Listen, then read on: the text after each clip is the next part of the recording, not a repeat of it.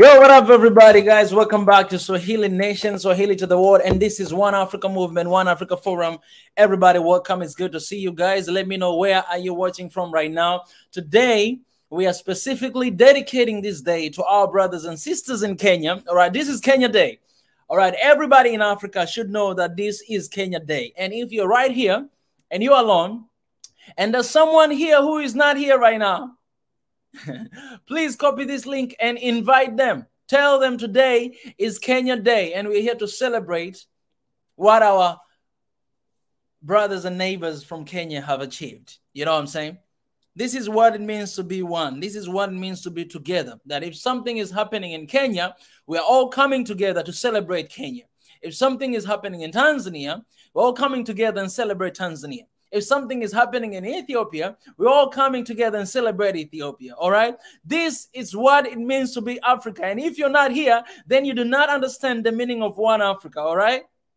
You do not understand the meaning of one Africa if you are not here right now. So please, go and call somebody to come here right now because this is about Africa and Kenya is about Africa, all right? This is how we do, guys. This is how we do, all right? I really hope that we'll have people who they're loyal to Africa. You know what I'm saying? Not just loyal to their countries, but also they're loyal to Africa. That is very important. That's very important. And I gotta be honest with you guys. You might be saying like, hey, why should I care? When sometimes you're talking about my country, I don't see Kenyans coming here. You know, oh, when somebody you're talking about this, I don't see that person come here. You know what I'm saying? Like, you might be thinking that way, but you know, we don't have to do that to one another. You know what I'm saying? We don't have to do that to one another. Because if somebody has done something wrong, then we have to correct it. You know what I'm saying? If you have done something wrong, I don't have to act like you. I can do better. So I want people who knows and understand that they can do better. All right? I want people who understand that they can do better. You can do better than anybody else out there. All right? So this is what you're going to do. You're going to copy this link of this live stream, and you're going to go out there to invite somebody. I'm going to share this link with you right now. You can actually copy by yourself, but out of a good gesture, let me copy here. So I appreciate for those who are here already. I see people from Ethiopia right here. Veep, I see you. Tobia Hassan, I'll see you. Deluxe, I see you. Jerusalem, I see you. EE, I see you. Tobia, I see you. Kagoma, I see you. Cuba, I see you. Jonas, I see you. I see you guys, all right? This is what it means to be Africa. We have to be interested with African issues, with African matters. If something is happening here in Africa, in any country within Africa, we must be interested. And that is the community I'm trying to build.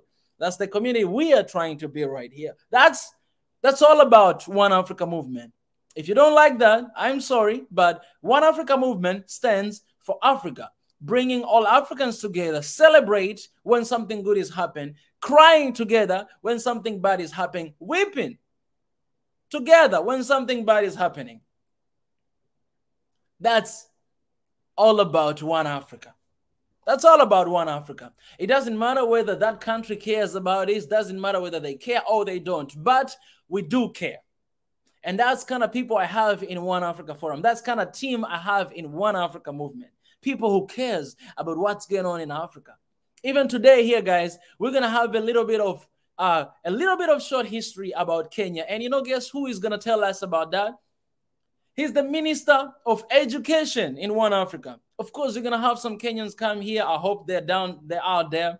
We're going to have them coming here and raise their voice about, you know, Kenya and all those stuff. But we want to dedicate that. Just like in this movement right now, you have seen how the president of Kenya stood outside. Actually, I really admire that guy. I really admire Kenyatta. Let me just say this to opening. I really admire Kenyatta, how he's trying to cooperate with other African countries. Salute to Uhuru Kenyatta, all right? Because Ethiopia has been going through something. He went there to Ethiopia to cooperate with them. South Africa went through something. He went all the way to South Africa to cooperate with Mafosa, President Mafosa. Tanzania here, the other day we had Independence Day. He came all the way to Tanzania. He was here for 2 days. And he was actually the special guest. He came here. That's kind of leaders we need. Leaders who they will get out from their offices and they will go out to visit other leaders in African countries where something is happening. Those are that kind of leadership we need in Africa. So today we are here to celebrate Kenya. to celebrate what they have achieved for all these years. Every government have some issues, but we have to celebrate today. That's all matters. So please do a favor to me. We have more than 190,000 subscribers, but we have only 38 people here. You see the problem? Guys, do you see the problem? We have a problem. And me, as a One Africa guy, it's really hard to admit this, but we do have a problem. We have a problem because we have people who are not active. That's a problem. Don't tell me that I should see the positive side. I don't see a positive side of that. All right? Because African matters has to mean something to us. It has to mean something to us. If it doesn't mean anything to us, then we do not understand. This is what I'll tell you. What I'm standing for, I stand for One Africa movement. That's what I represent, and that's what I stand for.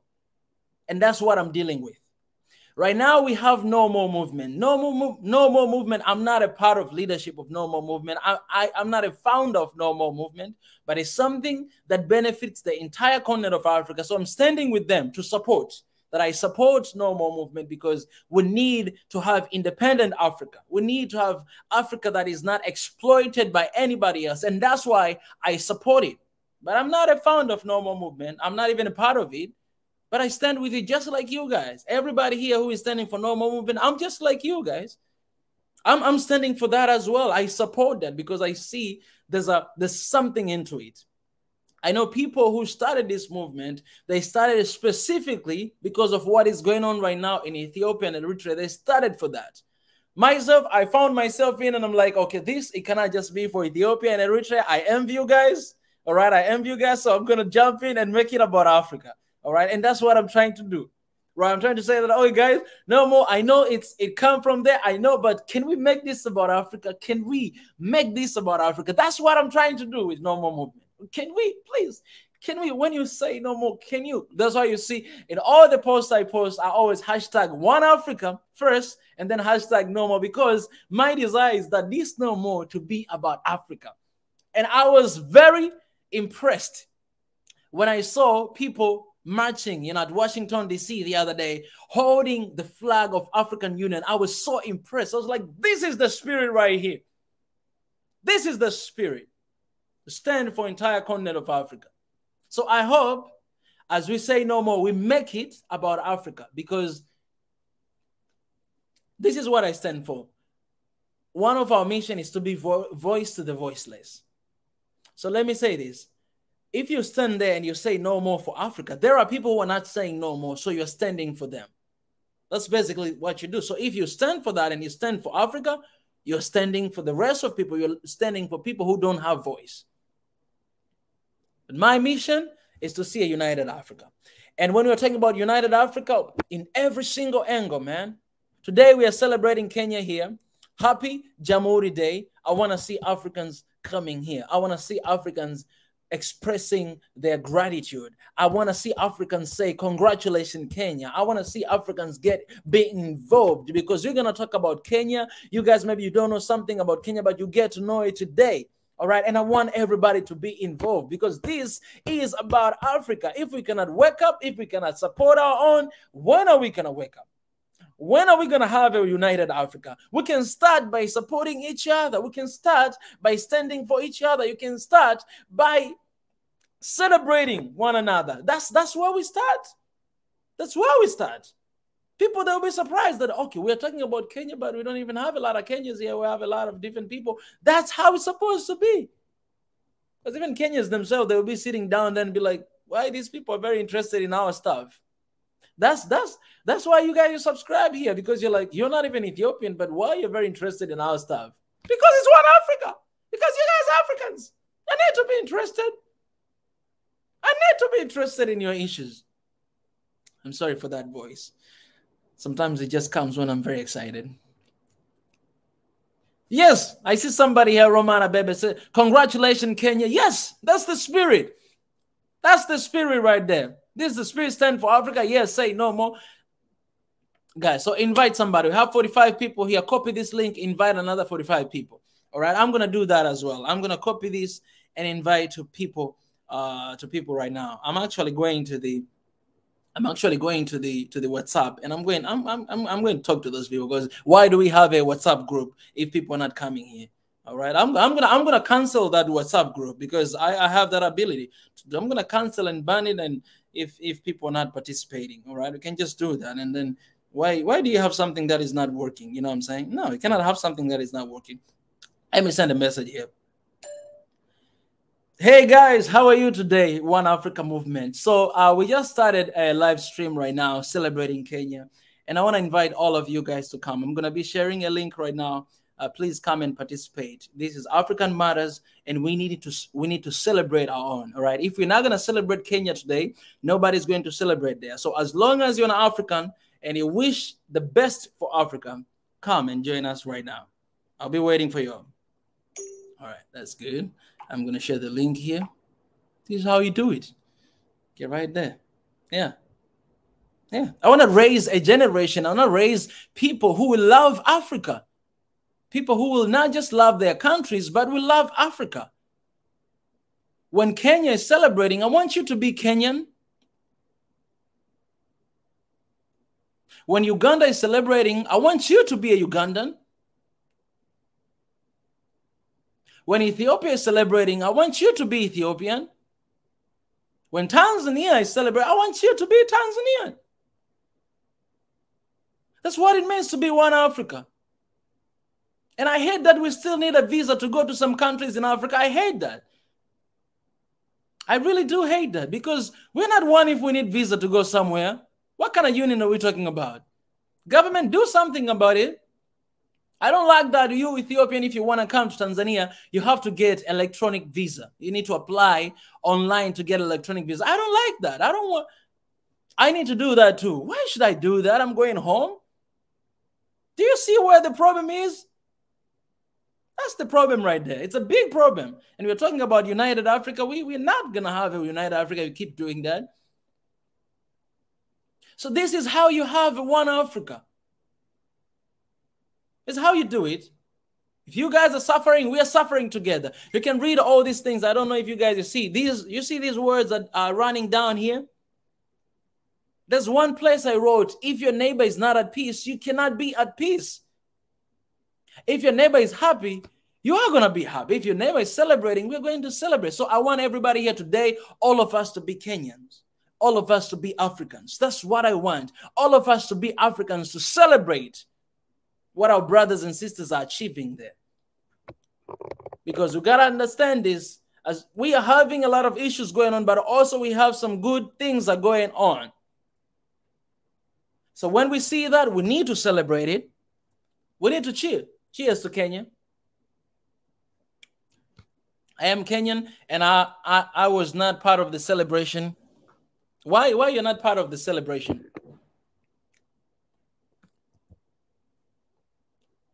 We see a Cameroonian in the house. Come on, Cameroon. Man, I appreciate you guys. So this is what I'm saying, guys. This is what I'm saying, all right? If you are Cameroonian and you have your own, like, you have like Independence Day, you guys, you have to let us know, because I don't know all the Independence Days in Africa. You need to let us know beforehand. And then I think we need someone, okay, I think we're going to talk about the team. We need someone that will be just checking the special days in African countries so that we may celebrate here. Even if it's Benin, we're going to celebrate here Benin.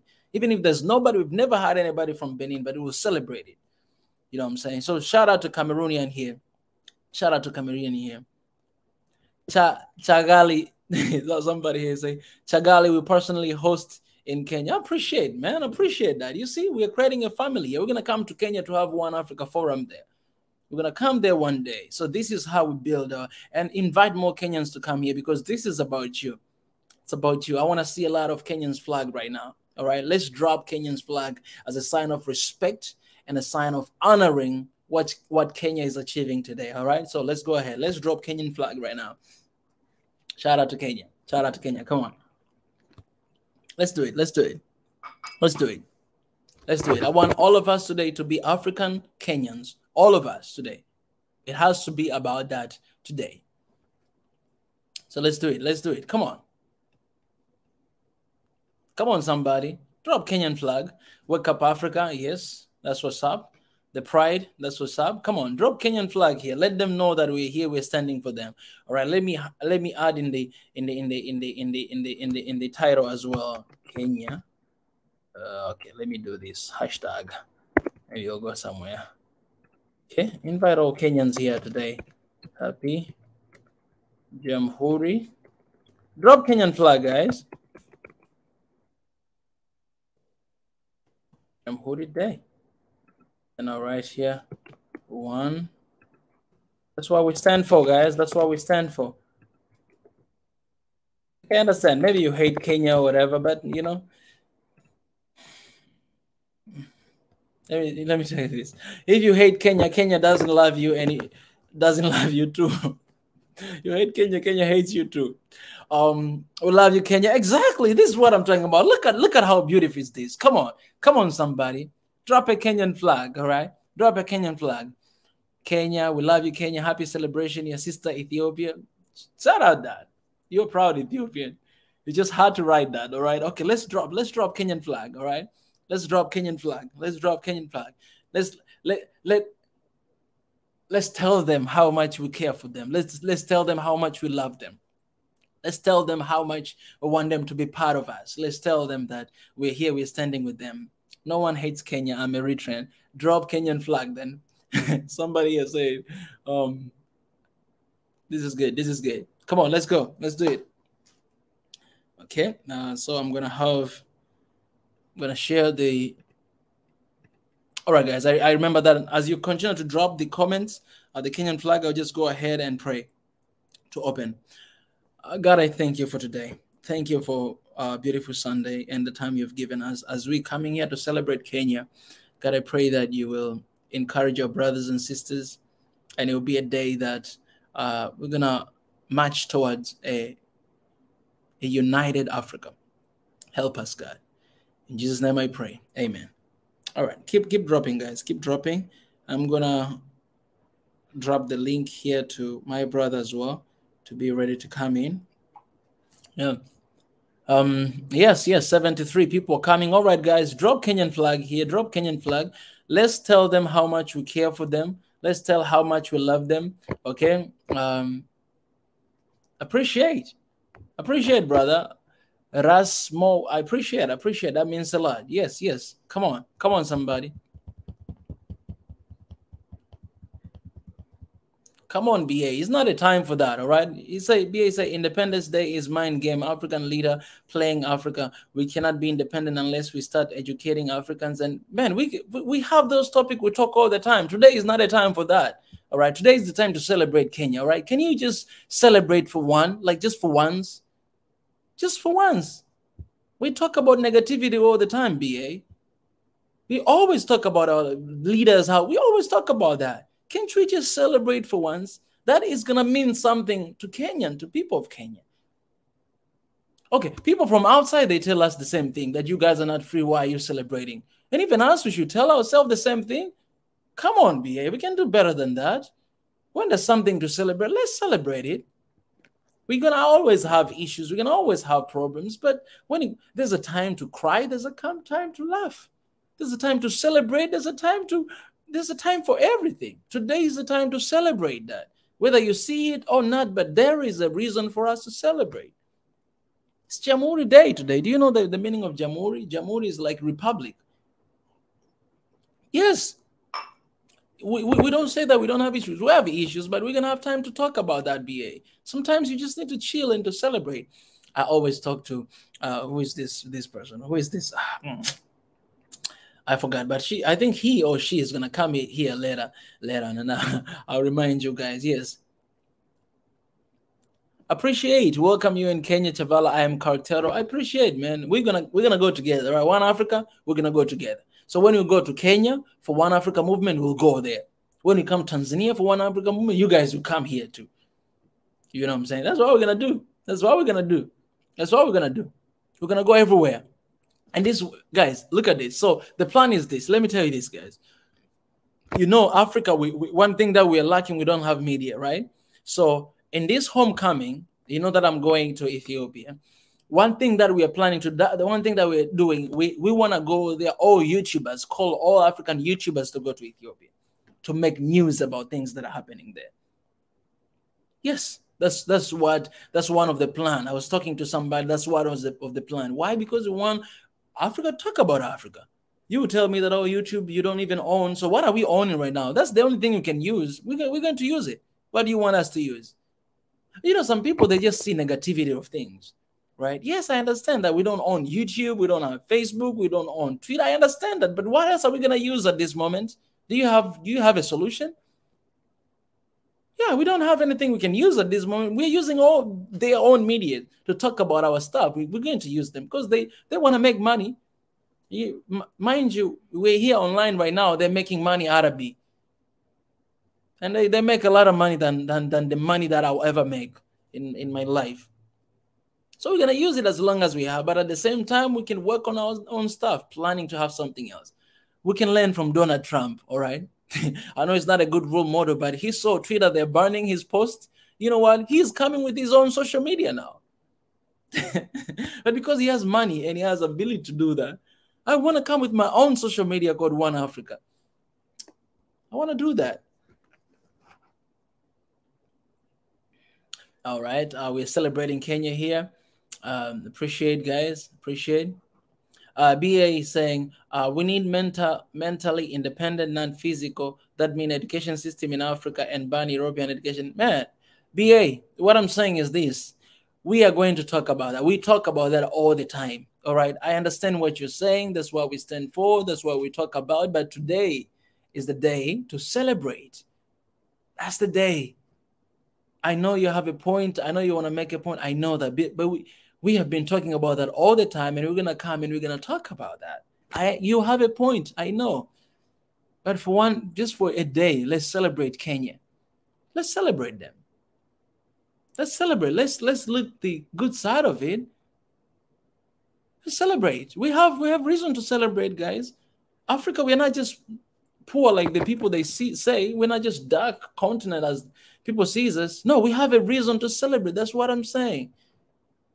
That's what I'm saying. People, they thought that Africa is not going to be standing because it has been colonized, you know, because it has been taken advantage of all the time. Look at people that were thinking like Ethiopia is going to fall. Let me tell you this. Somebody texted me this on WhatsApp. No, not WhatsApp, Twitter. Let me tell you. This is the private message, all right? Someone texted me this. Let me try to show you guys the message. And like, as long as I don't show the name of this person. Okay. All right. Okay, let me show you guys. I'm not going to show the name, but let me show you. So someone texted me this about Ethiopia. And this is not Ethiopian. This is just white person out there texted me this. Okay, you guys are going to see the name. You see? It's just white person texted me this. You see that? Someone say, do you think Ethiopia will rise this year? This is the white girl. I don't even know her. She asked me that question. And see my answer. What did I say? Her question is, do you think Ethiopia will rise this year? So that means in her mindset, she already think that Ethiopia fell. That's what she feels. That's what she think. You can see the question. I really love reading message very, very, very careful. Somebody asked me this. Do you think Ethiopia will rise this year? She's already thinking that Ethiopia fell because that's what Western media is saying. But look at my answer. I think Ethiopia never fell. Man, I love this. I learned this from Jesus, by the way. He was never answering questions straight. You ask this, he'll answer you with another question because he knew the intentions of those who are asking. I knew the intention of this question because they think Africa fell. They think Ethiopia fell with everything that happened. They think Kenya fell. They think we'll never stand again. Because I think it never fell. Africa never fell. So it's a wrong question. You can't ask me that question. It's a wrong question. And then she said, I think so. Yes, you better think so because Africa never fell. Never fell. Why I'm saying this, why I'm sharing with you guys, I don't know. But what I know is we gotta be one Africa. We have to be one Africa. And when our brothers, they're celebrating, we have to celebrate with them. How many of you today you shared on your social media and say, Happy JAMHURI Day, Kenya? How many of you did that? Let me ask you, how many of you did that? So if you don't do, who else is going to do it? It's us. It's us. It's us. The other day we were celebrating Tanzania Independence Day. How many of you shared on your social media, Happy Independence Day, Tanzania? How many of you? Did you do it? But that's a very important day. You celebrate independence, the day that they got independence from colonialists. Some of you didn't do it, and you're guilty. But how are we gonna have one Africa if we don't care about other countries in Africa more than our own countries? That's why I will tell you the truth, guys. That's why I don't like when you guys you thank me. I don't want you guys to thank me. That, oh, thank you for standing with us. No, I don't want you guys to thank me, because that's how it's supposed to be. It's supposed to be normal to stand with you guys when you're going through something. To stand with anyone else, because I'm African. I'm going through that too. Your trouble is my trouble. Your pain is my pain. Your joy is my joy. We're going through this. We're in this together. We're in this together. Do you understand what I mean? We're in this together. So don't sit down there and thank me for supporting you, because you're my people. You're my own. Don't sit down there and call me a hero, because I'm not. I'm African. You're Ethiopian. I'm Ethiopian. You're Kenyan. I'm Kenyan. You're Tanzanian. I'm Tanzanian. You're Cameroonian. We have Cameroonian here in the house. Appreciate Cameroonian. Come on, shout out to Cameroonian here. I'm Cameroonian, because we're Africans. I don't even feel like this is like Pan-Africanism spirit. No, it's common sense. It's common sense. It's common sense, guys. It is common sense. It has to be that way. And that's the generation. That's all about One Africa movement. It's all about that. It's not just about having unity. No, it's about you knowing that you are an African. It's about you knowing that you are a Kenyan, Ethiopian, Egyptian. Some of you, I know you hate that. Anyway, Sudanese, Tanzanian. It's you knowing that you are an African. And every single country in this continent, you're part of it. You're one with them. Whether you have conflicts, whether you don't understand each other, whether they betrayed you, whether they're going to betray you, until we have to think that way.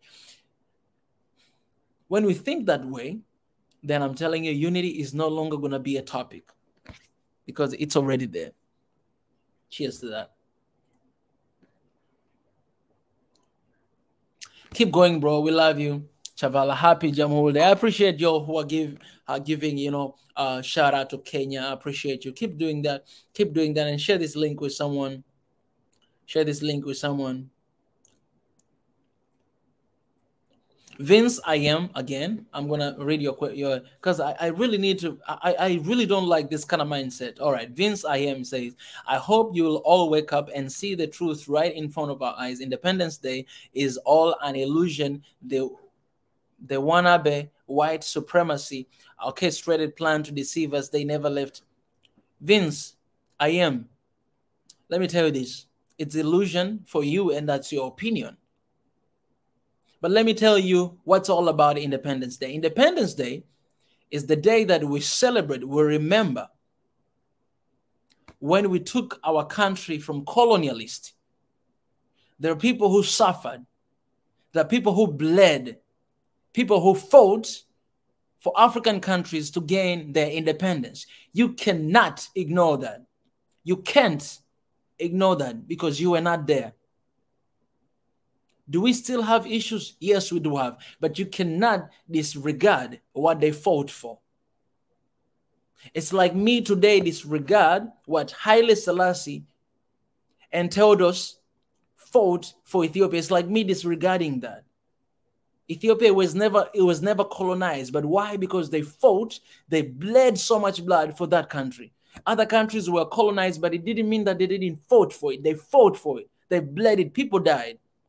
So you tell me that you hope everybody realize and don't celebrate Independence Day. That's an illusion from you. That's an illusion. That's an illusion. When we celebrate, we don't mean that everything is fine, but we acknowledge the fault, the sacrifice that our ancestors made to be where we are today. Yes, we still have neocolonialism in our continent, but we cannot disregard what they did because we were in a worse situation than where we are right now. We didn't even have our country flag. We didn't even have our national flag.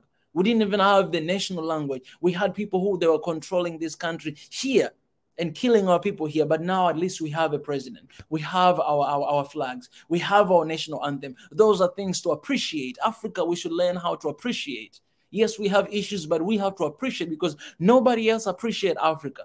Nobody else. Let me show you this. Let me show you this. Let me show you this. All right, Africa. If we don't know this, we're gonna still be the way we are forever. And I hate this mindset. I hate it so much because it shows how much we don't appreciate. I'm sorry, but I hate it. I'm gonna tell you the truth, like you're telling me the truth.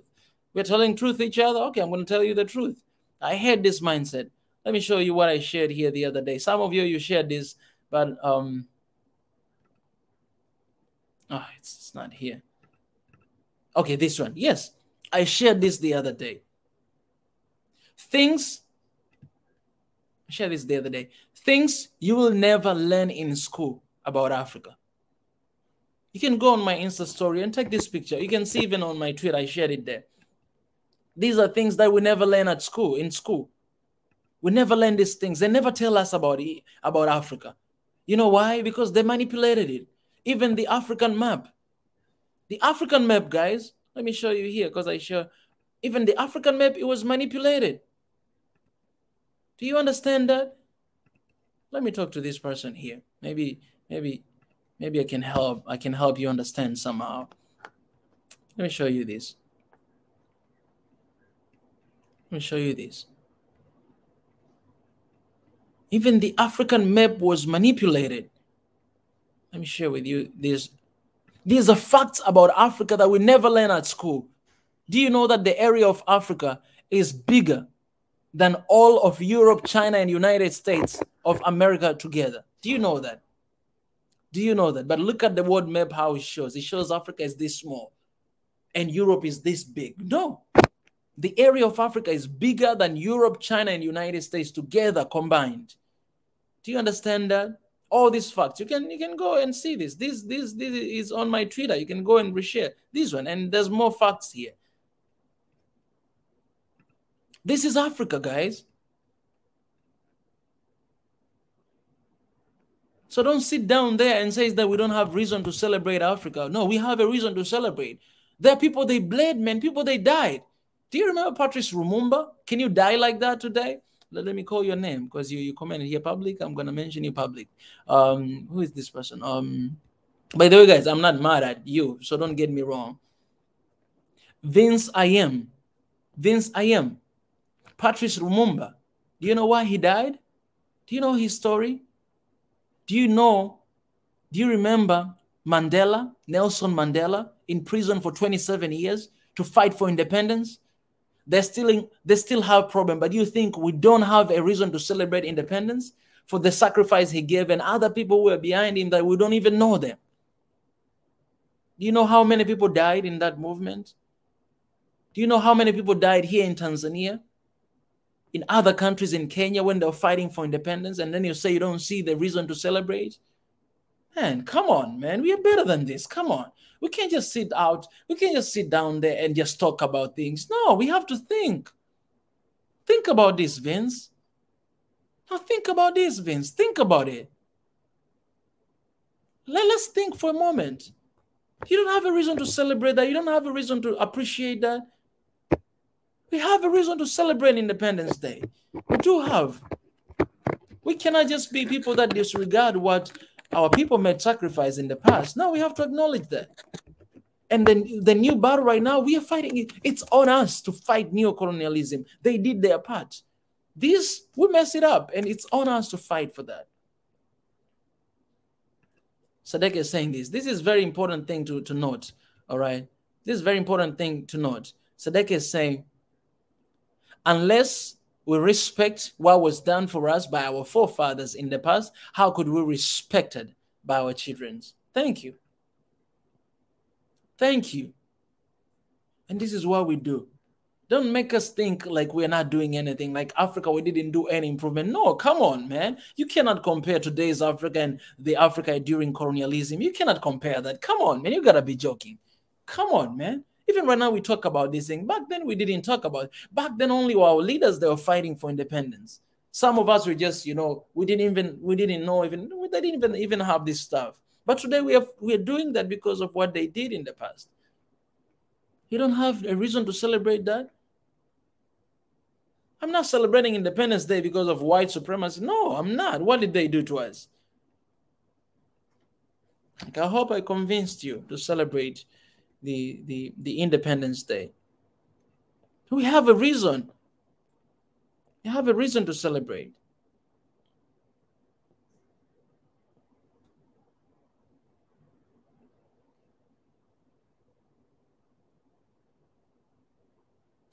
Appreciate Anania. Anania, that's a good name. Anania, sending love to our brothers from Kenya. All right. Do I have Kenyans in the house here? Because today we're dedicating to you. So if I have Kenyans in the house, please let me know. I'm going to share the link with you guys. You guys will come and, you know, and speak for yourself. You know what I'm saying? Yeah.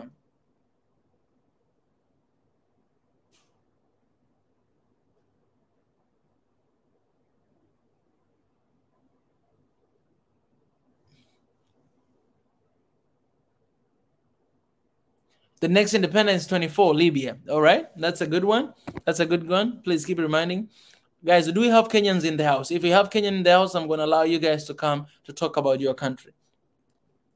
No, to talk about our country. That's why even the Minister of Education, let me call him. Where is he? Where is he at? Let me call him because he's supposed to be here.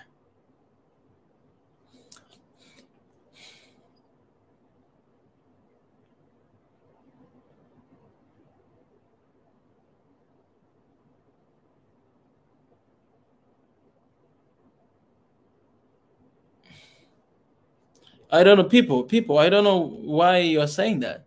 Like, I don't know, what's the point of that?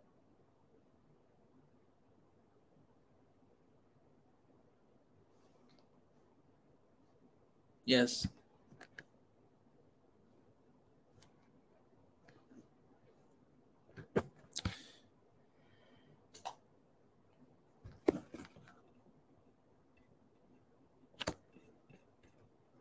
So this is beautiful day, guys. I'm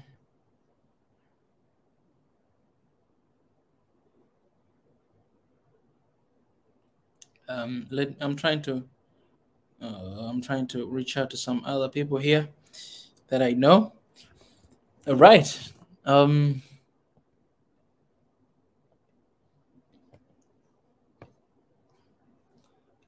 Sadek, you should have your session here as well. All right. You have a fans here.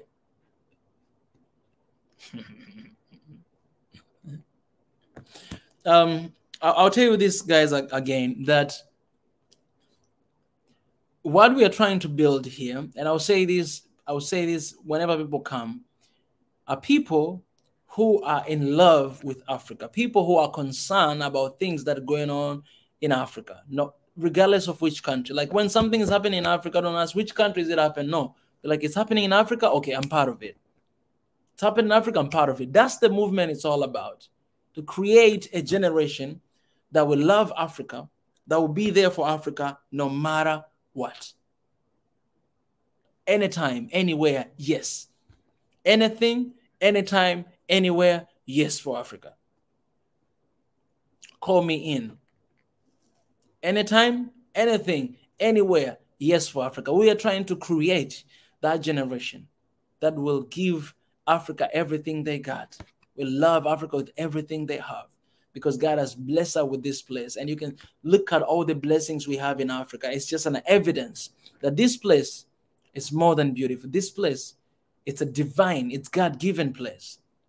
So we want to create a generation that will love Africa to that extent. Will give everything they have for Africa to that extent.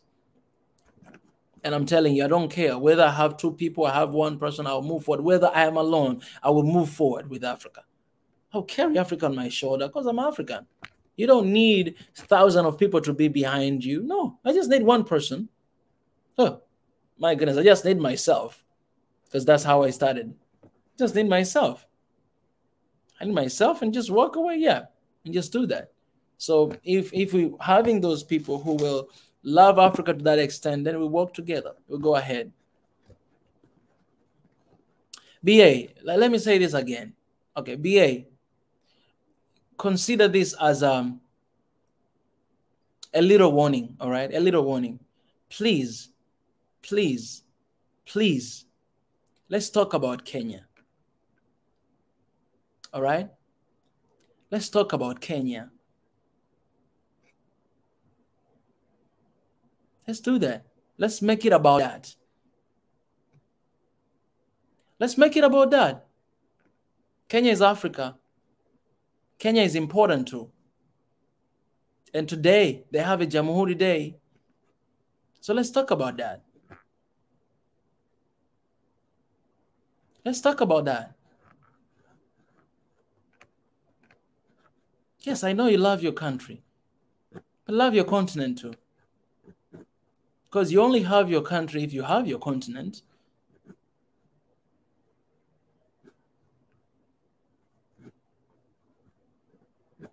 We all matters. Kenya matters too. Look at the title, by the way. It's about Kenya. It matters. So let's talk about Kenya. Let's be here for Kenya. That's what I'm saying. Let's be here for them.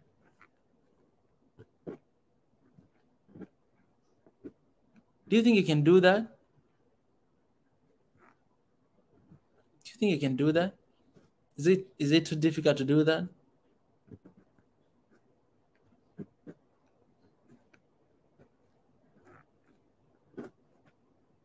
I hope it's not too difficult to do that. So let's make it about that.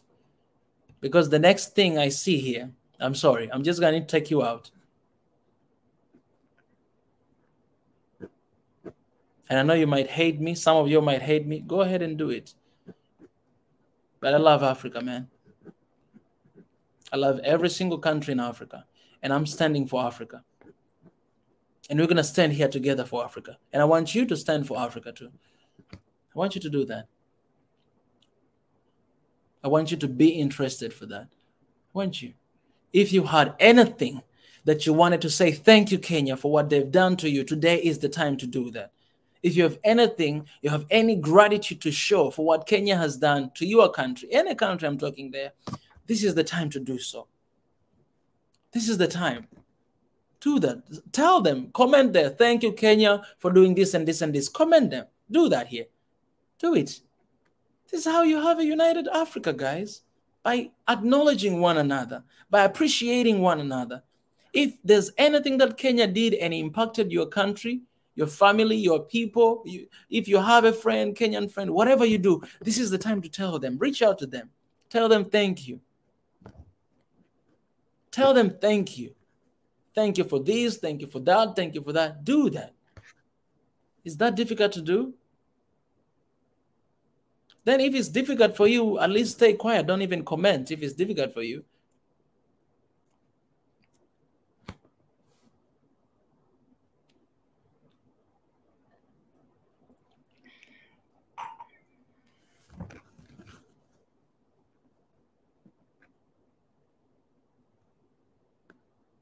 Oh, no worries. I'm done. I'm done.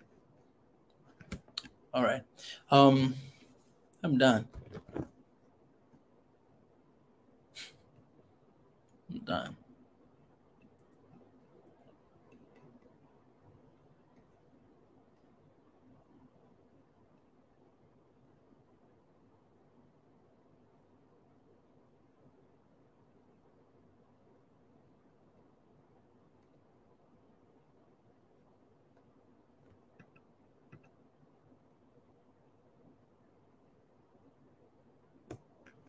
Yes. I love you guys. I love you guys. Let's celebrate. No, the things, Matiti Bab, yeah, I really want to ignore, but the things I can't ignore. The things are just getting out of hand, all right? I just cannot ignore. I'll tell you this, man. How many times we come here to talk about Ethiopia? You tell me, guys, how many times we come and we talk about Ethiopia? And we cannot say just one day to talk about Kenya and to celebrate that? Come on. The things you can't ignore. You cannot ignore some stuff. See Monica here, Dedu. Monica, by the way, this is my Tanzanian sister, right? By the way, until today, Monica, I don't know who Monica you are. So I hope you come here one day and celebrate. Yeah. Tuko pamoja. Tuko pamoja, it means here, right here. Tuko pamoja means we are together. Yes. Yes, yes, they're coming. You know, I don't know. Some Kenyans are late here. And I guess because they're celebrating. You saw John, he commented before that, you know, it's a celebration day. So I believe right now maybe they're partying or something. So, yeah. But you know what? Even if they're not here, we're going to speak for them. Yeah. So that one day they will know that we stood with them. We stood for them. All right. I like this one. Jonathan, I appreciate for coming. This is my member right here. Let me appreciate all my members out there. Thank you guys. You guys mean a lot. And with saying that, I think I should be sharing the link. If you guys want to become a members and support what we are doing, we want to reach out to all continent of Africa. Today, we are dealing with the crisis, the challenge that is going on in Ethiopia. But we're going to go to every single country and deal with every single thing that is happening out there, right? Because we are here for Africa and we are standing here for Africa. So I want to share the link of if you want to become my patron and if you want to become a member, I'll share the link in the comment section and you can go ahead and do so. Thank you, Kenya, for putting Africa as one of the most popular destinations for tourism in the world. You are famous for your warm hospitality. I appreciate that. Appreciate that. Appreciate that. Appreciate that. All right, somebody here say, I'm not for Pan-Africa, One Africa movement, but that doesn't mean I don't appreciate Kenya. I like atmosphere of Kenya. My friend lives there. Okay, I appreciate that. It little hurt me. It hurts me a little bit that you're not part of One Africa movement, but I still appreciate that. Thank you for being honest. All right, I appreciate that. Yeah, I hope one day you'll become part of One Africa movement. All right, I hope we'll convince you enough to become part of it. No? And feel free to tell us why you're not part of One Africa movement. Maybe we could use your advice. You know what I'm saying? You can advise us because we want everybody to be involved. And if you are not involved, it means you have something. So please feel free to reach out to us in One Africa official. All right, gmail.com. Gmail, feel free to reach us there and let us know, like, what do you think we should do better? Be happy you have me at least, man. Appreciate, man. I'm happy. Okay, Shimshon Levin, where are you from, by the way? Are you like, your picture here, it looks like, I don't know. Let me know where you're from. Shimshon Levin. We have a lot of Africans, guys. Some of them, they don't look like me, but they're Africans. Okay, AE, let's see this. Thank you, Kenya, for being there for my family when we had to leave our country. Love to Haligam area of Nairobi, special Ayub Sporting Fitness Studio. So much memories. Love to USI. Come on, man. This is what I'm talking about. We have things to celebrate. Something like this, guys, not only EE should say, not only EE should celebrate, like something like this, I celebrate with you.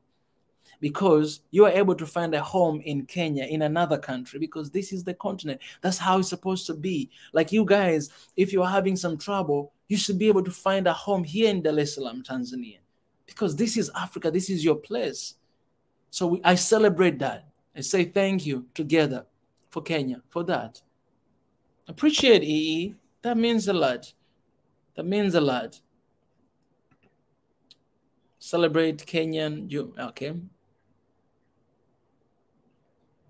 3E, we'll have them, all right? Even if we don't have them, it doesn't really matter. We're just going to celebrate anyways. But, you know, it doesn't really matter. Thank you, Kenya, for being an amazing neighbor and supporting Ethiopia in its time of need. Come on, look at that. Look at that, guys. You see? You see, guys? You see? I'm getting emotional right now.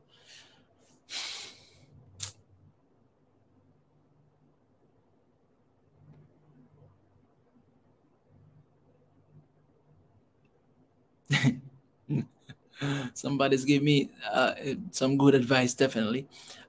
Mika, bees don't waste their time at explaining to flies that aren't better than... All right. Loud and clear. Loud and clear. Loud and clear. Okay. Somebody here say Kenya is a beautiful country with tremendous vision. Appreciate that. Congratulations to our brother. Brothers, appreciate that. Thank you, Kenya. Yes, appreciate that. I'm telling you guys, I'm gonna block here a lot of people today, and I don't really care. All right, because I don't need that energy. I'm gonna block a lot of people here today, and trust me, and I'm not gonna be the one losing. But whoever I'm gonna block here, they're the one who are losing, because the movement is gonna keep moving forward. All right. Yes. If we don't stand for all Africa, nobody would. Let me tell you this, guys, why this is so necessary. When I was in South Korea, I had so many connections. A lot of my friends, guys, when I was there, I really engaged in that culture. I wanted to be part of that culture because I wanted to represent Africa. So what I did, when I got there, I had so many African friends at first. But later on, I realized that God has brought me here for a reason.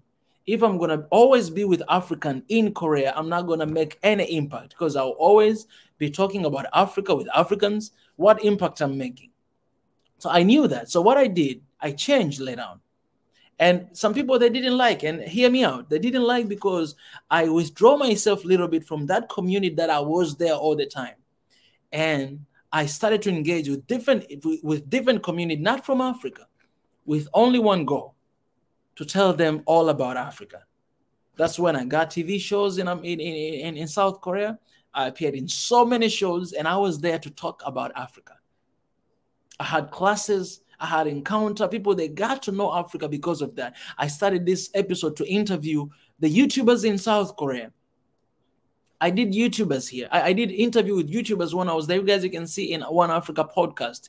Go on Spotify, go on iTunes podcast, Apple podcast. Just write One Africa podcast. Go to AudioMac, write it. You'll see what Brazilian people think about Africa, what Londoners think about Africa, what British people think about Africa, what Americans think about Africa, what Korean Americans think about Africa, what Koreans think about Africa, what French people think about Africa. You see all those episodes. But you know that strategy?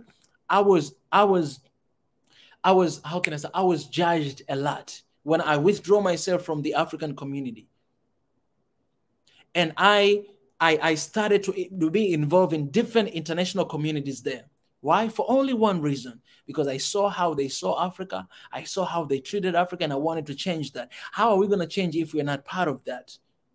You're going there, you hear what they're saying, you hear what they talk, and you tell them about Africa. And guess what? I came back to Africa right now. A lot of them, they're still following me on social medias. But right now, you have no idea how many people are reaching out to me to appreciate what I share about Ethiopia, about Tanzania, about Kenya, about Africa. You have no idea. They say, man, we didn't know this. We didn't know that this is how it is. Man, some of them, they reach out and they're very honest. They say, man, I know my government sucks because of what they're doing to Africa. You have no idea how many people they do that. This is what it means to stand for Africa, guys. This is what it means. That's why today we have to stand for Kenya. We do have to.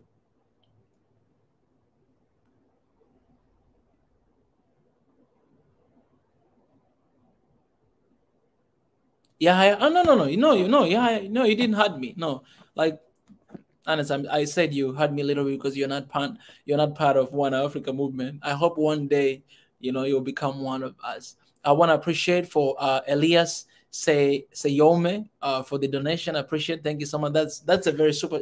first super chat for today. So I appreciate that. Appreciate, brother.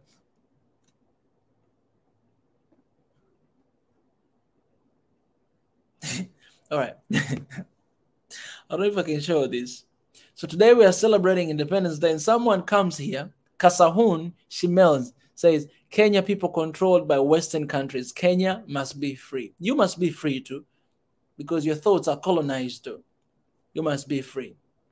Be free right now. Sorry, guys. I'm going to attack some people here today. If you're talking about...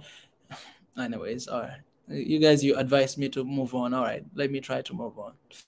But some part of me want to come back to that. All right. Stop. All right. So we have John Matenge. Wait. John Matenge, I have your WhatsApp, right? So I will send to you in your WhatsApp. All right. John. Okay, here. I'll send to you in WhatsApp, all right? We have our brother from Kenya. But I hope you don't have feedback today. It's not about your phone, the issue of your phone, but when you come live, John, you need to, how can I say? You need to, if you are watching yourself on YouTube and you have a YouTube app, you need to take it out first, and then you can come. Then we're not gonna have a feedback. All right, I have my brother here. The Minister of Education, Nat. Brother, welcome back. How are you today? Thank you so much, Mika. Good evening, everyone. Good evening, brother. I'm very sorry. I was supposed to be here at 9, but something came up, which was which I couldn't control, so I had to leave my house. And by the time you called me, I just arrived home. I'm very sorry. I apologize. No worries, my brother. And I have Mwenda Tezi calling me now. So Mwenda, okay. So let Matenge is online, and Mwenda Tezi, let them come in, and we can start paying tributes. Actually, they can give us the backdrop of as to why we are celebrating JAMHURI Day, the Republic Day, or Independence Day. Then I think it will be a high time that what lesson do we learn from Kenya? Because this is a teachable moment, gentlemen, and we learn from one another. So I would like to give the platform to the guys. John Matenge. John, can you hear me? Hello, John? Hello, John? Yes, I can hear you loud and clear. Habari za jioni mheshimiwa. Mzuri kaka yangu. Karibu sana. Happy feast. Okay, asante sana. John. Yes, Mika. I always have this issue with. Okay, wait. Your YouTube app has to stop.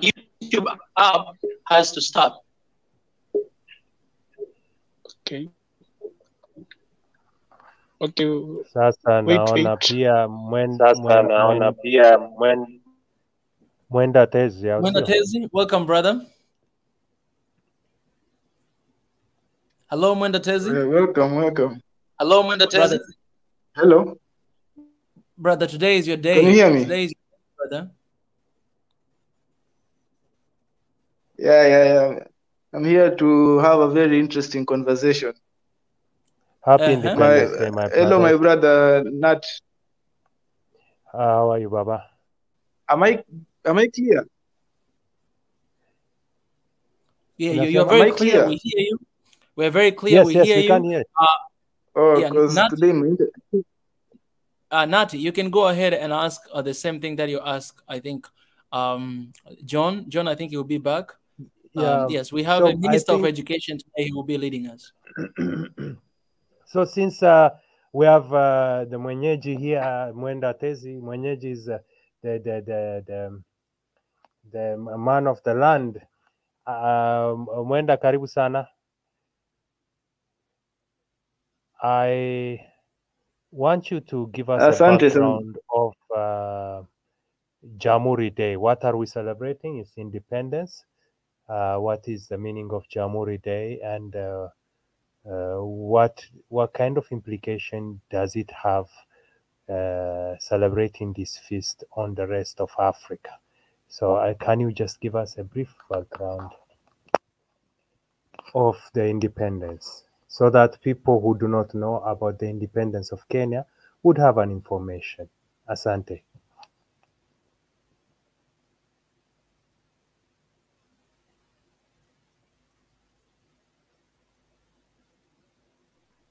Hello. Okay. Thank Hello, you, my brother. Thank you, my brother Nati. What I can say about JAMHURI Day is the JAMHURI in Swahili means republic. I think it's the year. So we celebrate this on 12th December every year when Kenya became a republic in 1964, a year after it gained independence. So it was made official, I think, 1 year later in the 1964. So when it comes to the history of it, my brother here, John Madenge. Yes, John, I can hear loud and clear. Yes, my brother. I know, John. You are very. I'm hearing a lot of feedback. Yeah. John, my brother. I know you. Okay. All right. John, are you okay? John, are you okay? Yeah, I'm okay. Wait. I think for John, whenever John he talks, he needs to talk alone. Like nobody has to interfere him because I don't know if his YouTube is still on because you can only have background if it's like that. If you're listening yourself from a YouTube and doing the same thing, so if he's talking, he need to talk alone. And right now, Mwenda Tezi, the best thing you can do is you just go ahead and share your point from your point of view, whatever you want to share. You go ahead, and then after you're done. Maybe John Matenge as well, he can share, but we don't need to interrupt him while he's talking.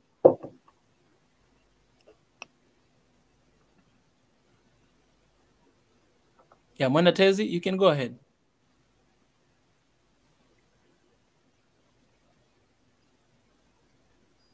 Thank you, Mika. Can you guys hear me clearly? We can hear you loud and clear. Today, I don't know what's happening today with the internet of Kenya. Maybe people are celebrating online. It's a bit laggish. Yeah. So let me start with the history of Kenya. Kenya gained independence in the early 60s. I think most African countries there was that wave of independence during the 60s.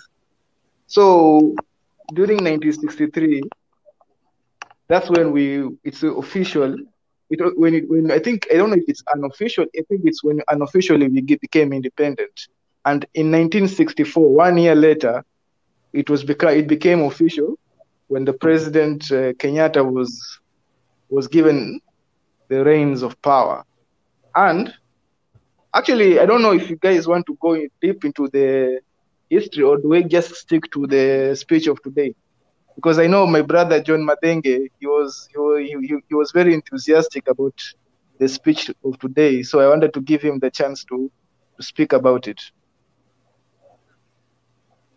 Oh yeah, that's beautiful. I think one of the things that we would love to know is about JAMHURI Day. Like JAMHURI Day, what's all about JAMHURI Day and what JAMHURI means. Like I think a lot of people, they're not aware of that, like non-Kenyan. So like everything about JAMHURI Day, maybe just in summary to tell us what it's all about so that we know what we're celebrating. Okay. As I started with, JAMHURI Day means republic. Actually, I don't think there is much I can say about JAMHURI Day. It means republic, and that is when we became we became a republic after independence. That's when the reins of power, and we gathered in a national park in Nairobi. I don't know. I'm sorry. I don't really have a lot of context when it comes, because like I can only tell you about the holiday and what we do during the holiday. I don't know what, can you be specific with the question, if I can?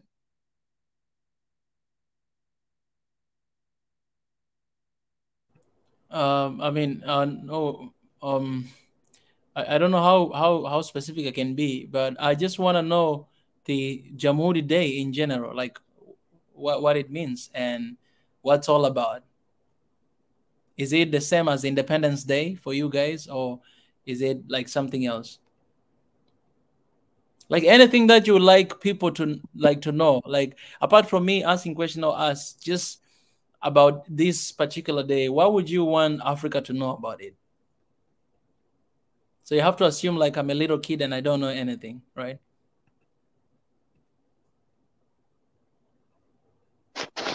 Okay. Okay, Mika. Hello? Yes. In 1964, Kenya became admitted into the Commonwealth as a republic. It became the official, out of it, it stopped becoming an official colony of the British. So I think that was when we became a republic. We gained independence in 1963, and then we became an official republic in the next year of 1964. The same, we became a republic on 12th December 1963, and we became an official republic in 1964. We gained independence in 1963. 1 year later, we became a republic. So we celebrate this every year since then, to just celebrate the day we became a republic. The day, it's not really related to independence as much as it comes from, we celebrate maybe the struggles the struggles we had through the Mau Mau. Also, the president comes and gives his speech about the progress in which the country has been through. Every year, his administration, actually, she was about that. His administration, the progress of the country, basically.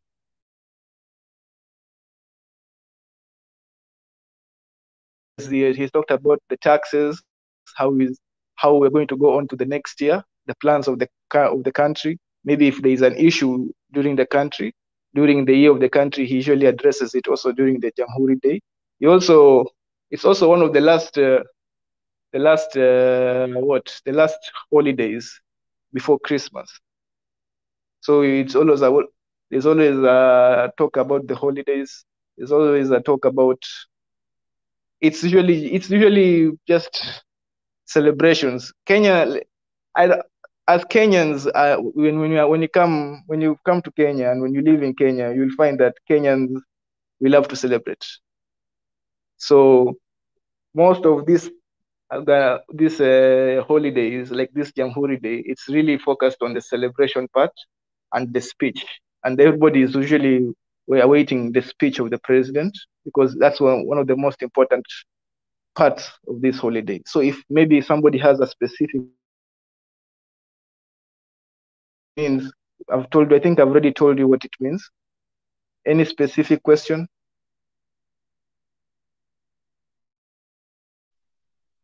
Okay, Mwenda, I want to contribute on that point. Continue, John. Yeah, contribute.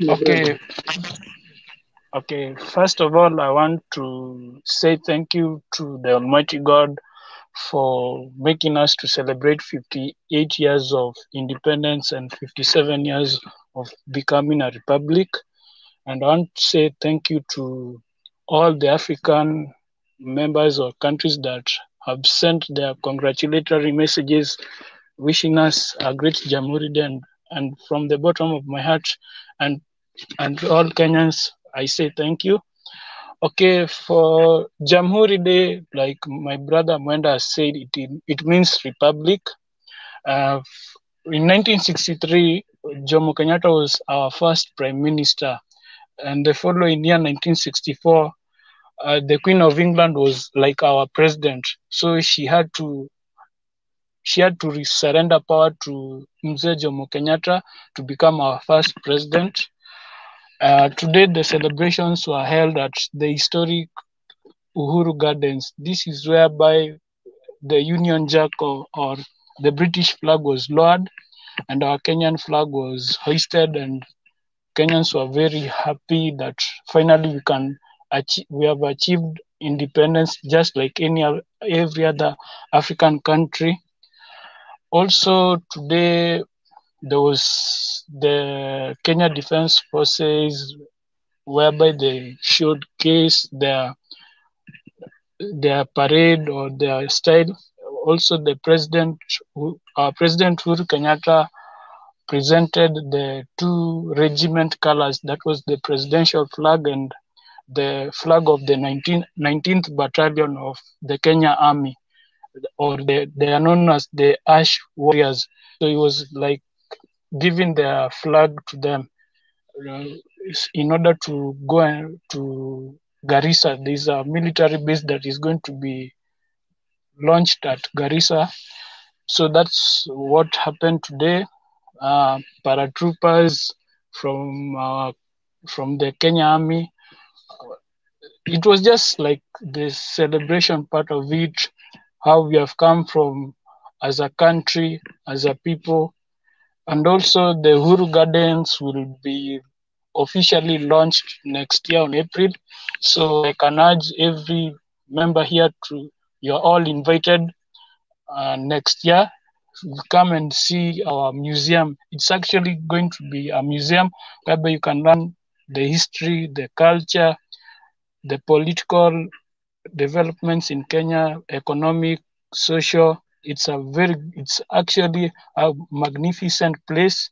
Even I wanted to go today, but due to the COVID protocols that were set by the government, I couldn't be able, but I followed the event on television. But next year, God willing, on April, I'll be able to go to Uhuru Gardens so that I can keep learning more about our history, our country called Kenya.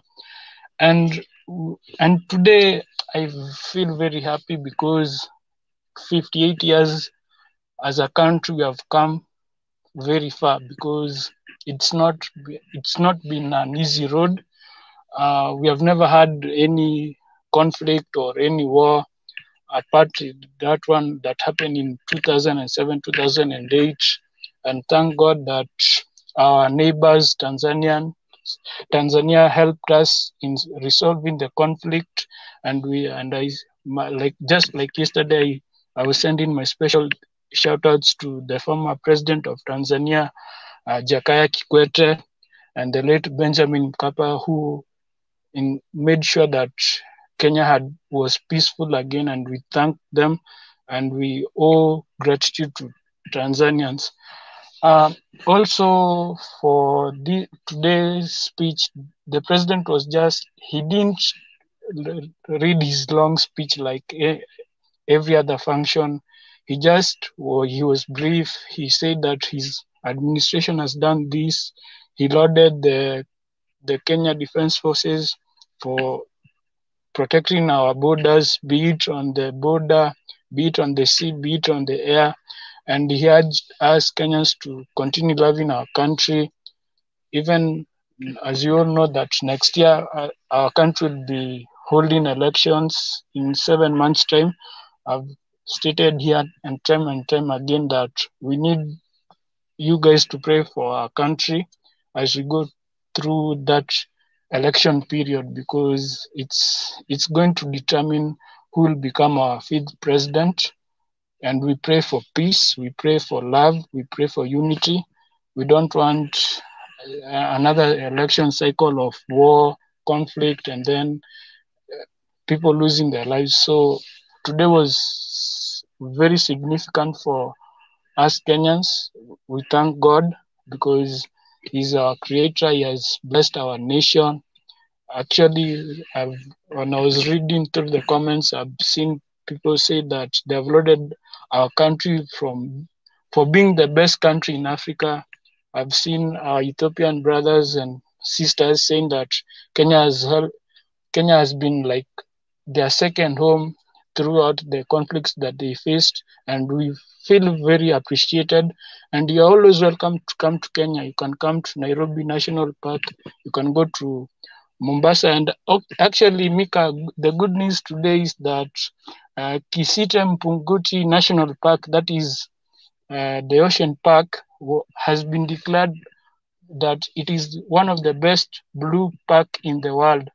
It is in, I don't know if it is in Mombasa or Malindi, one of the best national marine parks in East Africa and also in Kenya. It's actually been awarded that to be the top best marine parks in Africa and the world. And I really appreciate my country for doing that, and I don't take it for granted. I'm proud to be a Kenyan, and I'm proud to be an African. That's what I can say.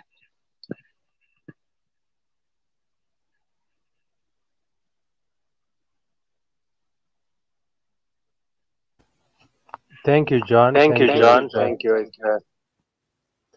It's very important things that you've mentioned. Really, I mean, I have a lot to say about Kenya. And by the way, John Mwenda, since you're Kenyans, you may think that I'm a Tanzanian, or I'm an Ethiopian who is living currently in Tanzania. But I have done my schooling in Kenya, Zimbabwe as well. And now I live in Tanzania as well. So Kenya is a home for me. Tanzania is a home for me. I must say, even though I was born and brought up in Addis, I know Dar es Salaam and Nairobi, I think, much better than even Addis. That shows you how at home I feel whenever I was in Kenya. The last time I was in Kenya was a couple of weeks ago, and I was super amazed about how Nairobi is changing. I don't know if you guys, Mwenda, you are in Mombasa, right? Yeah, Okay. I'm in Mombasa. And I don't know where John, I don't know where you are, but really Nairobi is changing. Where are you, John? I'm in Nairobi, actually. Oh, you're staying in Nairobi. Yeah. Oh, excellent. So you know what is going on in Nairobi. Yeah, actually what you have said, it's true. And Nairobi, it's actually regaining its pride back in the 60s. And actually the great roads that have been built in Nairobi, the renovation at Uhuru Park and also at Uhuru Gardens, it's quite beautiful. Yes. And I commend our President Uhuru Kenyatta for doing that. Actually, I feel proud to be a Nairobian and a true son of Kenya, because Nairobi is actually one of the best capital cities in Africa, and it's actually the business hub. This is whereby you can come and do business. You can go and see the giraffes, the lions. Actually, it's the only national city park in the whole world to have a national park. There is no other country that has a national park like Nairobi. So I feel very appreciated, my brother. Yeah, so it's basically to say I am really at home. Actually, I stayed in Nairobi during my studies, 3 years in Nairobi, Adams. I have traveled recently. I actually went cross-border via Hispania to Tanzania, and I know pretty much. I've also traveled to Mombasa. I've also gone to different parts of Kenya, and this is a beautiful country. However, as we celebrate this JAMHURI Day, there are some things that I want to share with my Ethiopian brothers and sisters and other parts of Africa about Kenya and what lessons do we really take from Kenya. And these are the things that we cannot take for granted. Kenya has been a sister country to Ethiopia from day one.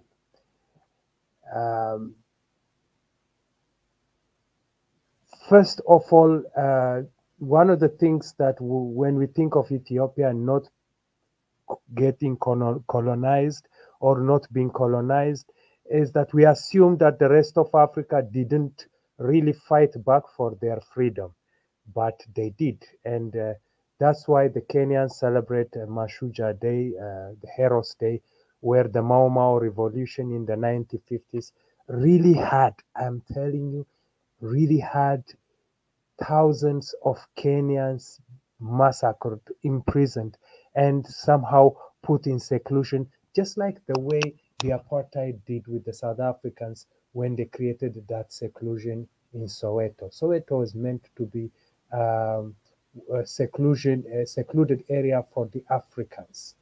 And in many colonial Africa, if you go, you'll find that these settlements still alive under the disguise, but you can still see them. For example, if you go to Zimbabwe and go in Zimbabwe, in Harare, within Harare city, if you go to Borodale and Mount Pleasant or Gun Hill, where the former President Mengistu Haile Mariam lives, you feel that you are in Europe or elsewhere. You think of any country that is beautiful and you feel that you're there. And at the same time, if you go on the other side, the industrial side, you go to Mbare and the rest of the places, you see a majority of fellow Africans living in a very poor condition. So this is what the colonials created. They created two countries within a country. That's why we have this concept of rich suburbs and poor suburbs. We have inherited it from the colonial era. However, don't assume, never ever assume that the Kenyans have never fought to gain their independence. They have fought and died in thousands. And the Mau Mau revolution is just like the Adwa battle in Ethiopia. So this should be really marked, and Kenyans have fought and shed their blood for their independence.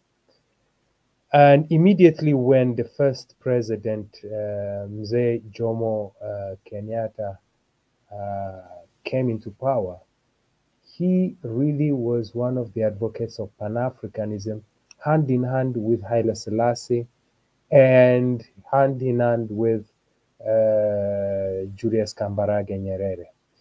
And one of the beautiful things that when Uhuru Kenyatta was here to celebrate the Tanzanian independence, he was the guest of honor.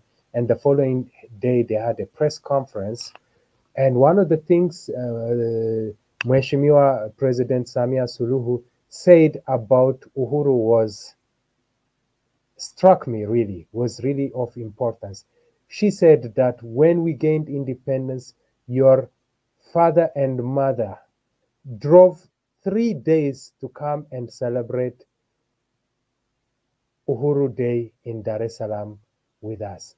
And this is somehow, she's going back in gratitude to appreciate, even though how difficult, I mean, from Nairobi to Dar es Salaam today is 1 day. You leave Nairobi in the morning and in the evening you are in Dar es Salaam by 10. They drove for 3 days to come and celebrate.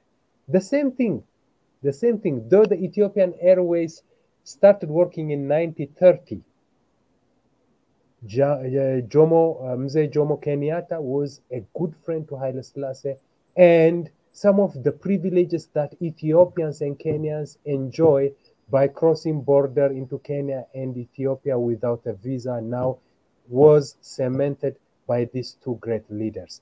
And ever since ever since, whenever there is a problem in Ethiopia, Ethiopians fled to Kenya. And we are forever grateful as Ethiopians that Kenya has been a refuge, a place of refuge, a place where we run for ages whenever our ancestors ran from trouble. When I say trouble, not necessarily war.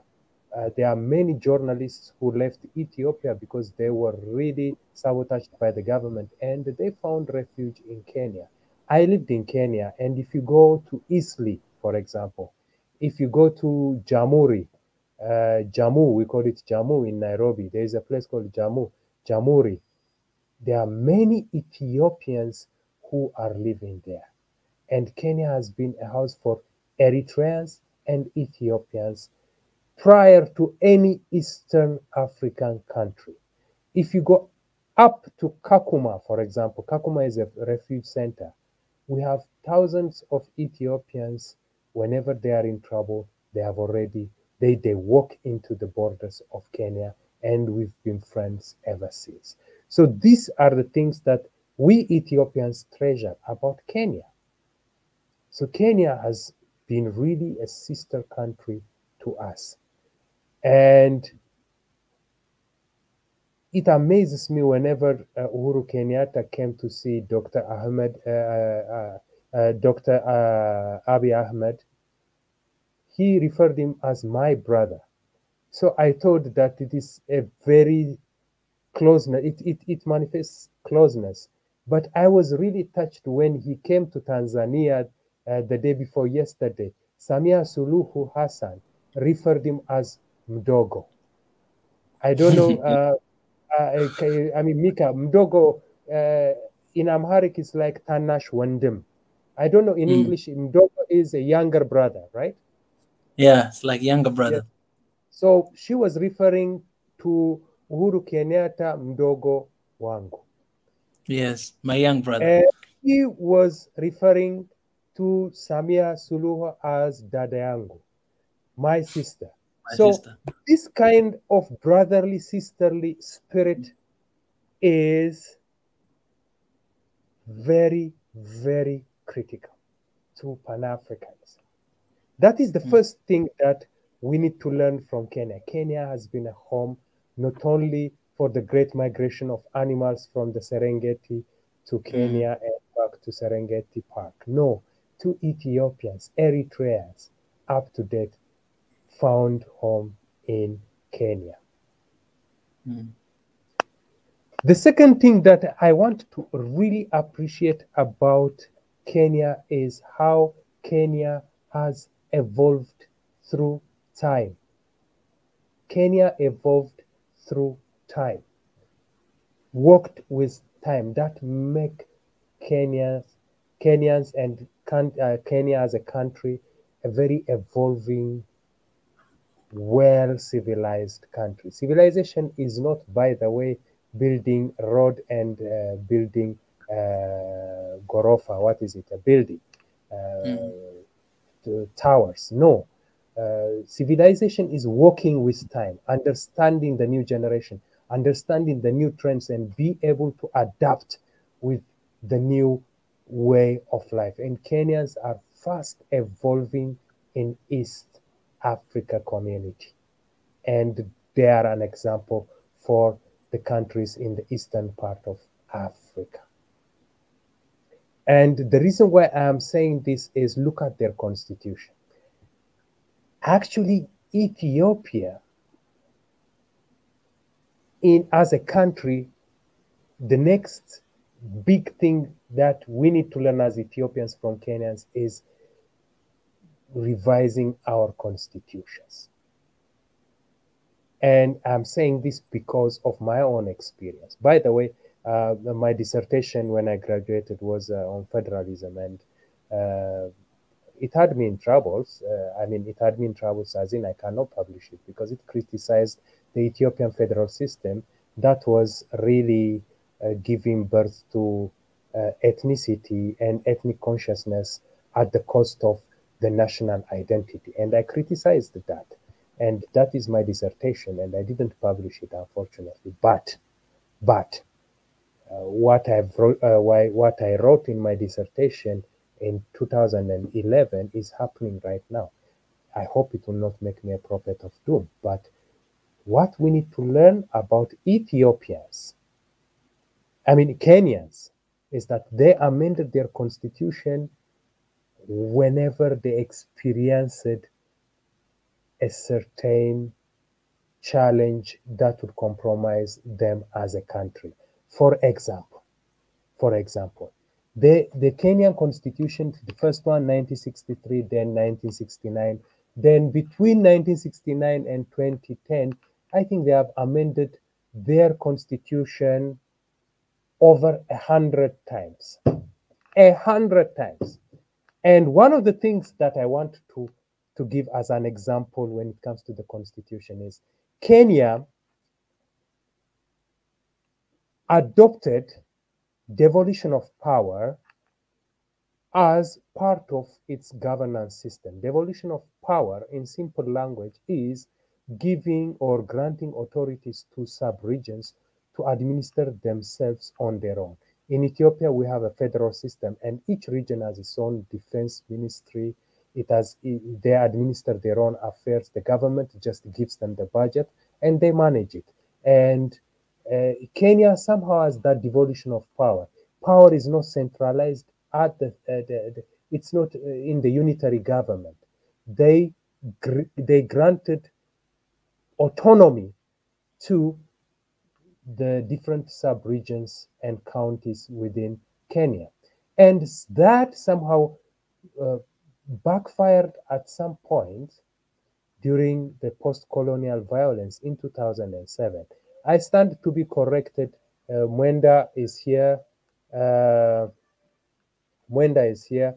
John is here. If as a Kenyan, if you feel that I am not grasping the concept, please feel free to intervene.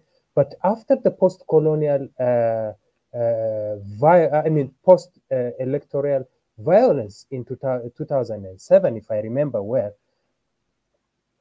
when tribes literally went against tribes because of support of the man who is a candidate for presidency,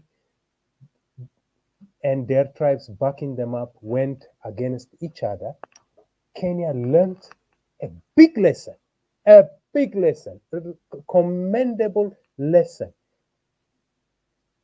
Before it went far, like us Ethiopians, before ethnicity really came in full force, they realized that the way they are going is not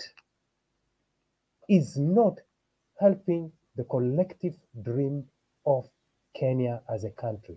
So the last amendment after the 2007 violence was 2010, the last.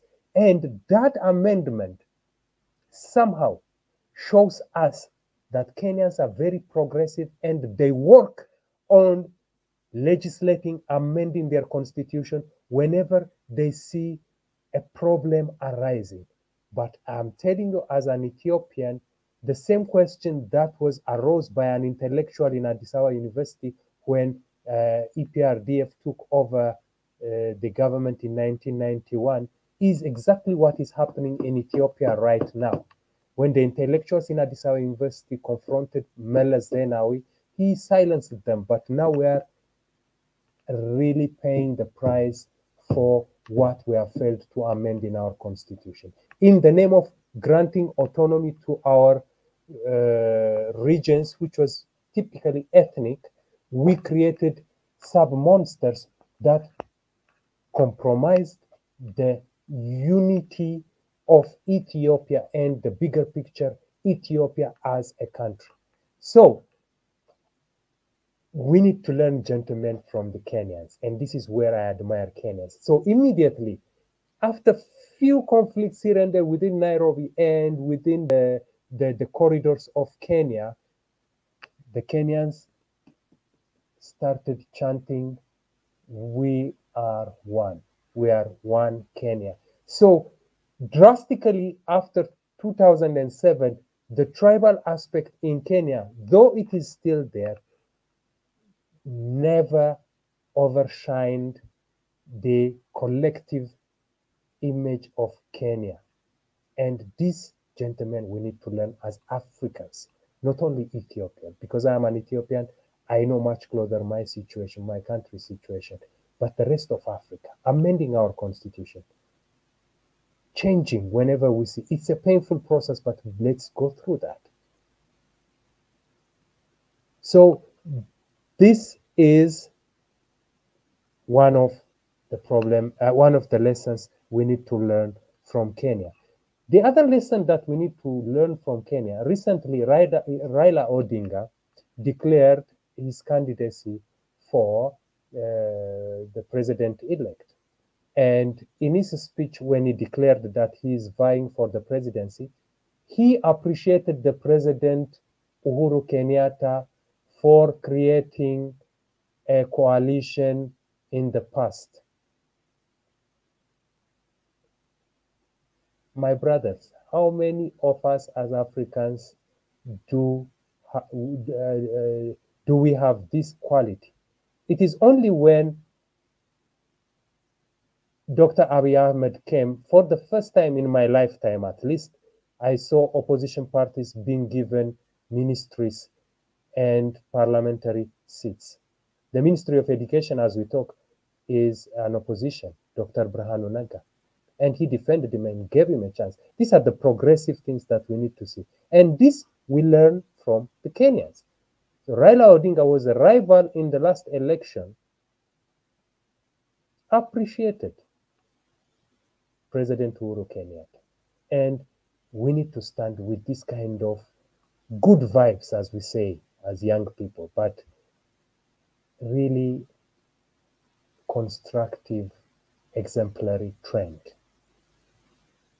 So the Kenyans now will talk about one Kenya, just like the Zambians say, one Zambia, one nation. So the constitutional amendment is very, very important. Collaborating with causes. Kenya is at the forefront, and I want to give example when it comes to collaboration. When Anthony Blinken, a warmonger, an enemy to the people of Ethiopia, instead of coming to Ethiopia, thought he would come to Kenya to twist the hand of Uhuru Kenyatta to attack Ethiopia. By the way, many Ethiopians do not know this. What Uhuru Kenyatta did for Ethiopians, history will tell. Because when Anthony Blinken came to talk to Uhuru Kenyatta, it was not about to go and talk to Prime Minister Dr. Abiy Ahmed about the problem. No. The second proposal was to use Kenya's base to dispatch their army. Gentlemen, they wanted to bring their army to Kenya so that at any time they would be able to use Kenya as their base to enter into Ethiopia. But guess what? Uhuru, just 2 days before Anthony Blinken declared his official visit to Kenya, Uhuru jumps into a plane and goes and sees his brother, Dr. Abiy Ahmed, and tells him, dude, this is what is transpiring. What do we do? So don't underestimate the power of Uhuru Kenyatta in a very simplistic way, because he is good at simplifying some things, because he's a very simple guy. He reversed the whole plan that America was cooking from Kenyan side.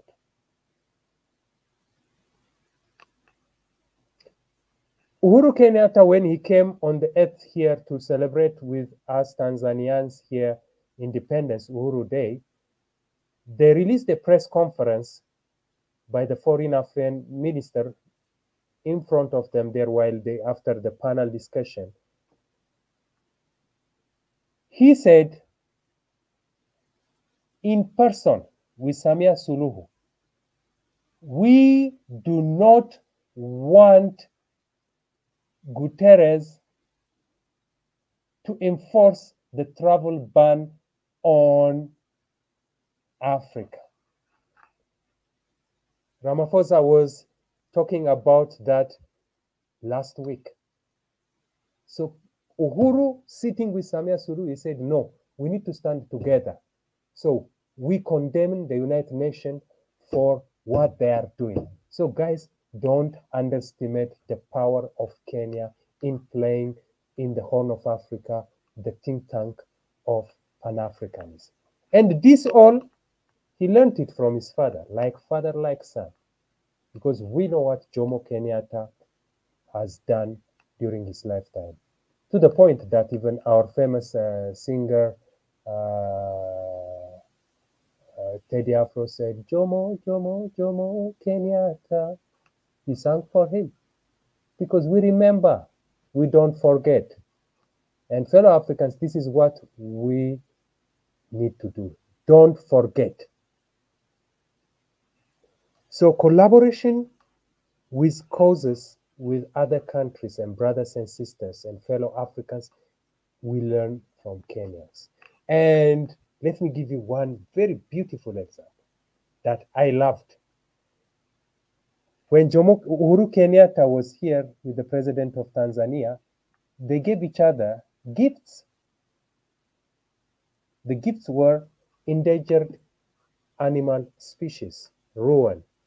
Samia Suluhu gave animals to Uhuru Kenyatta with a certificate saying these are endangered species and we want these species to expand into the rest of Africa. So we are giving it to the people of Kenya as a gift.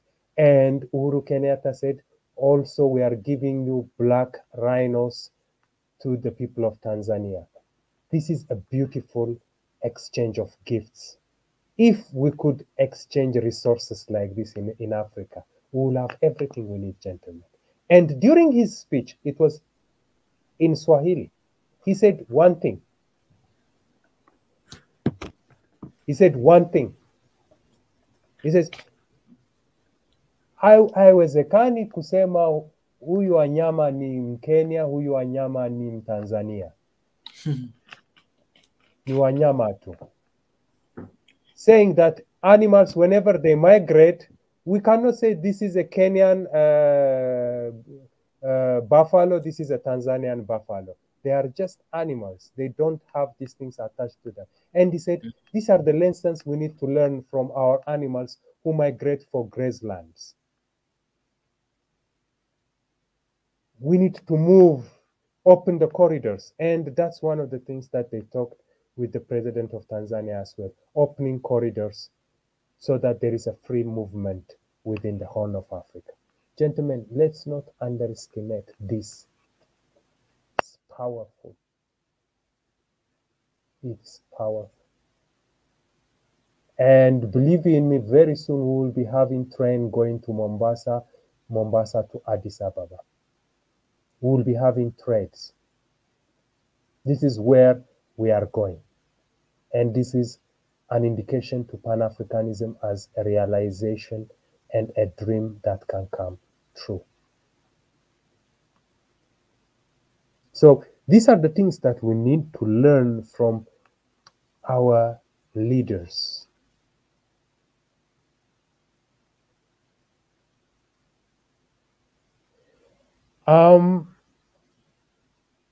I think I have said pretty much enough, but my fellow Kenyans, hongereni sana, tuko pamoja, we are together, nodachuhalan, nakabrachuhalan. We love you, we respect you. You are a second home for many Ethiopians who today, you know, by the way, when you see those many Ethiopians in DC and in Texas, in whatever, believe you in me, at least 25% of the diaspora made their way through Kenya. Prove me wrong, prove me right. but I will tell you, many of our brothers and sisters who are in Canada, US, whatnot, they have lived in Kenya, they have lived in Uganda. I know at least even in Uganda, if you go to a place called Kabalagala, you find many Ethiopians. Sometimes you even wonder whether you are in Addis, because you hear Ethiopian music and Ethiopian shurowat is smelling all over, dorowat is smelling on the streets, and you wonder, am I in Uganda or in Ethiopia? It's a beautiful thing. This is what exchange of cultures is all about. And no one bothers you. So let us remove some of our prejudices. Hey, by the way, I'm telling you, I've lived in Nairobi for 3 years. I've walked north to south, south to west, whatever. I have traveled cross-border to Tanzania, whatnot. Never for a single day was I stopped by a police and I was bothered because I'm an Ethiopian. Especially when you speak the language and respect the culture of people, they are amazed. They even give you their number and say, if you are in trouble, please. So one of the things that the Kenyans, especially Nairobi, is known, and they say this, and I don't like it, but I need to say this so that our audience, if you hear this in the future, you have to say no to that. That Nairobi's another name used to be Nairobi. They said that there is too much robbery in Nairobi. I tell you, as an Ethiopian, if you go to some places, especially in the recent past, even in Addis, if you go to some places, the robbery was becoming rampant. So finding yourself, looking for your safety in every country is a priority. But let's not work on this kind of prejudice. I know many Ethiopians go to Dubai, whatnot. By the way, Dubai is an artificial beauty. Yeah? It is built. It was a desert that was built. The tunnels are built on an aircon and all that. Everything about it is built, even the green area. Why not going to Mombasa? My brothers, I have been to Diani. I have gone across the ferry. I have gone to Mtwapa town. I have gone all the way to the historical place called Malindi, where there are many Italians and you feel you are having your cappuccino and whatnot. These are interesting cities that you can have your weddings at. Why do you go to artists? Why do you go to the US and Europe to shoot your video songs? Go to Mombasa, go to Coco Beach, go to Kigamboni, go to Zanzibar. My brothers, you will be amazed. Africa is beautiful. And what I love about Nairobi and Tanzania, Kenya and Tanzania, is that you will be able to keep, they are able to keep the natural resources the way they are, and they are beautiful. They are beautiful. And Ethiopia is learning, and big up to our Prime Minister, Dr. Abiy. Now the Intoto resort, the Unity Park, these are the things that we are learning from each other. And a shout out to our Kenyans and Tanzanian brothers and sisters, that these are the things that we are also learning how to tap our natural resources, to beautify it and to relax. Otherwise, everything that we hear about Africa is depressing, gentlemen and ladies. So these are the things we need to learn from one another. Let's move within Africa. Let's really dig the treasures of the natural resources. If you come now, where I'm staying is just across the road. Across the road, there is no other house but Lake Victoria right now. In the middle of the city, Mwanza, beautiful city. You see the boat, you see MV Bukoba every now and then in the morning and in the evening departing. You can have beautiful, relaxing areas, and the beauty is breathtaking. So these are the things, gentlemen, we need to learn from one another, apart from politics. Yes, my brother Nat. Thank you so much. Oh, my brother Nat. Let's take a moment. Come on, guys. Come on. That's my brother Nati right there. This is you are a real definition of Africa. You're a real definition. You're a real definition. Thank you. Yeah, Yeah, you're a real definition of one Africa, and it's always lovely, to have you explaining. We're having the next Independence Day of Libya. We don't have anybody from Libya here. Maybe we'll talk a little bit about Libya and everything, and what can Africa do to help Libya maybe to move on to another level. But anyways, today is about Kenya, and we have our sister here from Kenya. This is Sarah Magi. Sarah Magi, welcome to the show. I believe this is Karibu your first. sana dada. Karibu sana. Asante sana, asante sana. Oh my goodness, look at that. Oh, Unasikia sauti? yes. Yani sauti yani ipo tofauti, tunajua sio kama sisi Ehe. vidume tukiwa tunaongea. Yeah. Ehe. Nimechoka kuwasikia vidume kuongea kila muda. So, asante, asante. I'm very happy actually to be here. Asante sana, guys. Sorry, I had another meeting. Ndio maana nimechelewa kujoin in, but I thank God nimeweza kujoin right now. And I think I should speak in English so that everyone can hear. Definitely. Or we are all Swahili people. Oh, no. There are a lot of people here that can't speak Swahili. So it's, yeah. But we're going to make sure that they learn Swahili. Yeah, indeed. So, yeah, I think today is all about JAMHURI Day. We are celebrating 57 years of freedom as Kenyan. And we can say that we have seen a lot of growth in Kenya. There's so many things that are happening in Kenya in one way or another, but they're also disappointing in terms of African. But we can say that Kenya is really growing, depending on where we were like 5 or 6 years. We are badly too far in terms of technology and so many other things, So, can you hear me, guys? Yes. Very clear. Yeah, so, and I would first say Happy JAMHURI Day to all Kenyans. All are here, and we are very, very happy for this platform because we are able to join our hands as African and stand for our right and waken our minds as young youth and young people to know how we can be able to reconnect our communication or our ground to stand for our own ground and to know where we are heading the next 10 years or 30 years. So I think we have a great vision to unite Africa in one way or another.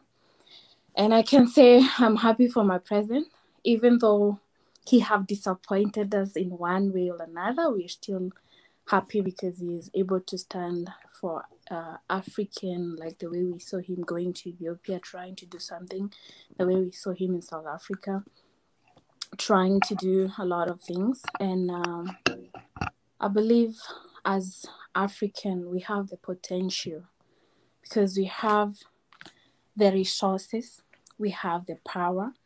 The problem with Africa, what I can say is, what we do most of Africa is that we don't believe in ourselves. There's a way that we limit ourselves because if we can look at Africa where we are today, and if we can look at our energy and our things of handling our own things or our own people, their pain and their suffering is very different from the way other nations handle or other continents handle their own problem. In Africa, we have power, but we don't know how to use it. Because we believe that we don't have the capacity of taking ourselves into the next level. So we need to have the third party involved. And that's why we are saying that even when we want to maybe to create opportunity for the youth and to give them opportunity to make our country grow, we have to involve other people. Like I can talk like in Tanzania and Kenya, when we are like building the roads. And when we have the construction of building, we have to involve architects which are maybe from another country, maybe Chinese, and let me use that one, maybe Chinese, because most of the Chinese are the one who are doing those things in Kenya. And we fail to give the opportunity, this thing to the youth who we really think that they have the ideas, or they can have the Hello? ideas. Hello? No, we can't hear you. Continue, sir. Hello, can you hear me? Yes, I can hear you at least.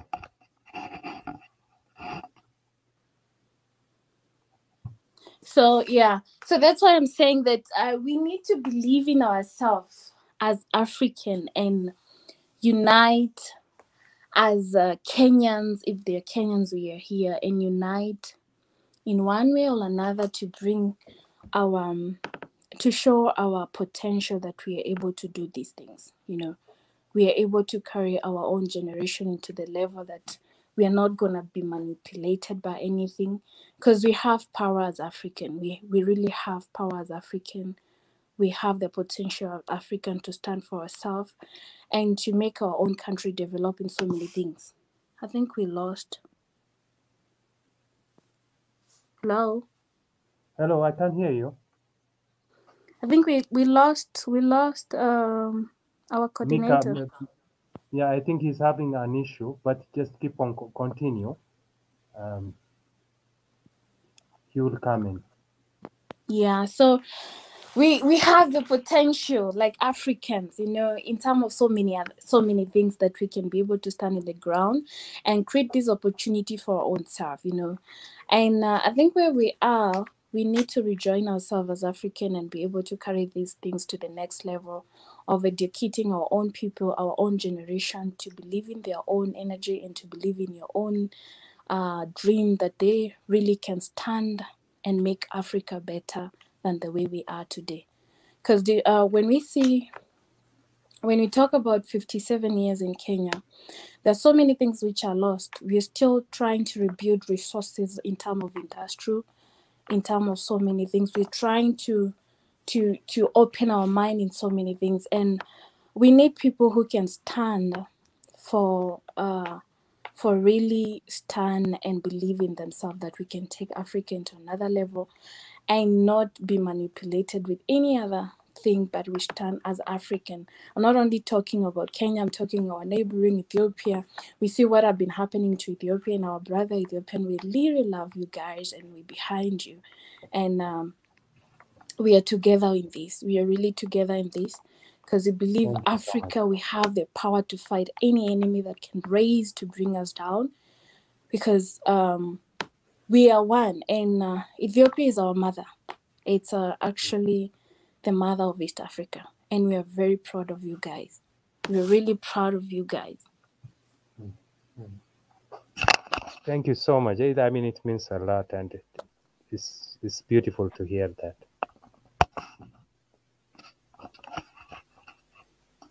Hello, Sarah. Hello. I think Sarah got disconnected. Sarah just disappeared. Oh, that's very sad, because she was really on fire. And it's she's so back. beautiful to.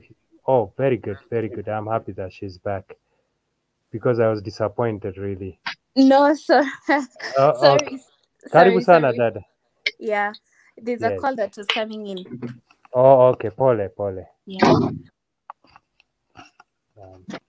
Okay. You know, it's one of the most beautiful things that some common history is shared. You know, last time I was talking about the Jaluos having to come all the way from the South Sudan, Dinkas, they are Cholis, and the Jaluos in Kenya, all the way to Tanzania. One of the things that struck me, if I talk about my own experiences, I went to Nyayo House in Nairobi some years back, because you know, in Nairobi, as an Ethiopian, you don't need a visa. You just declare for how long you want to stay. For the first 3 months, they can give you up to 3 months. But if you have to extend, you go to Nyayo House, which we call it immigration elsewhere.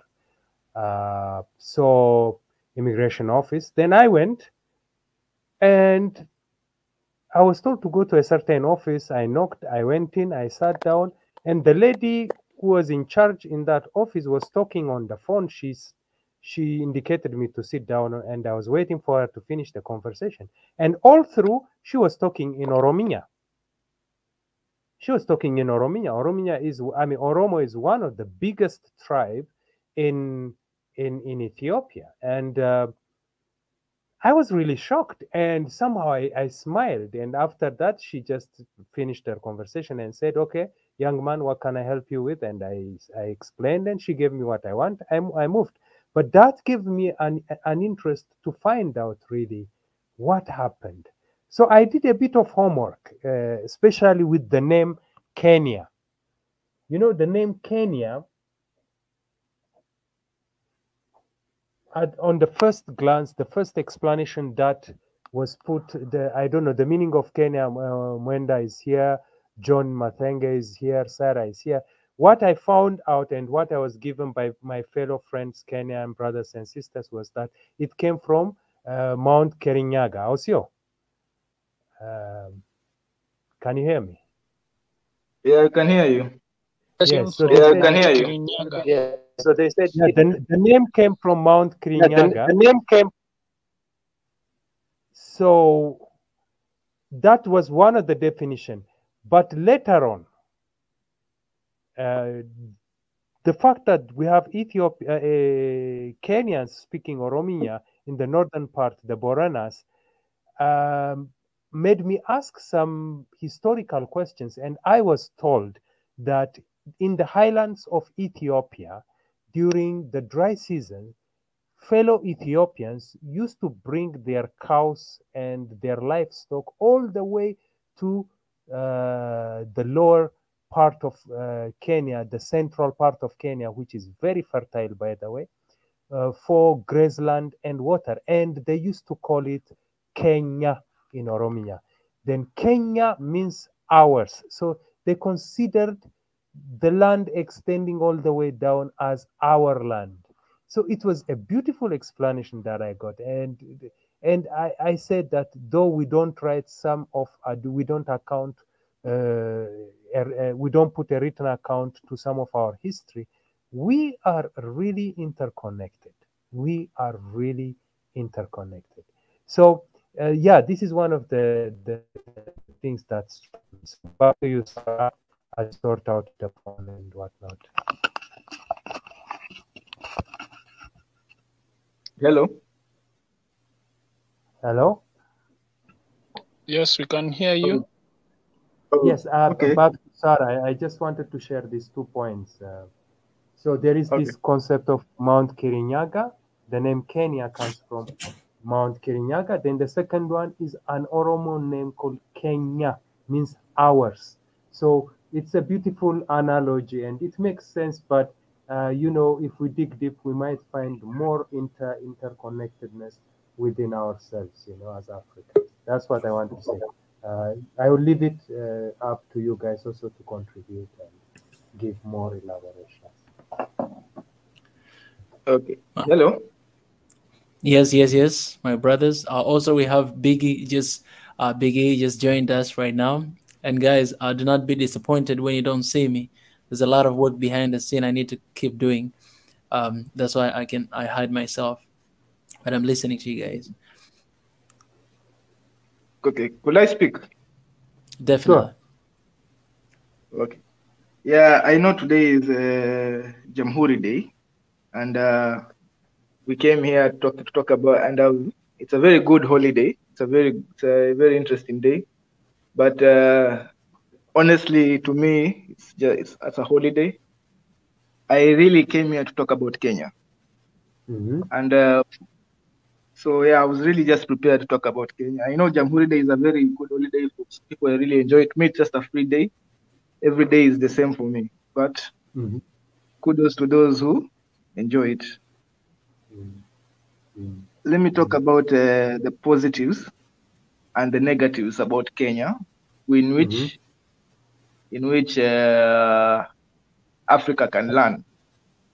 So let me start with the obvious positives, and let me just start from where you left off, Nati, when you talked about the constitution. when you were talking about the constitution of Kenya.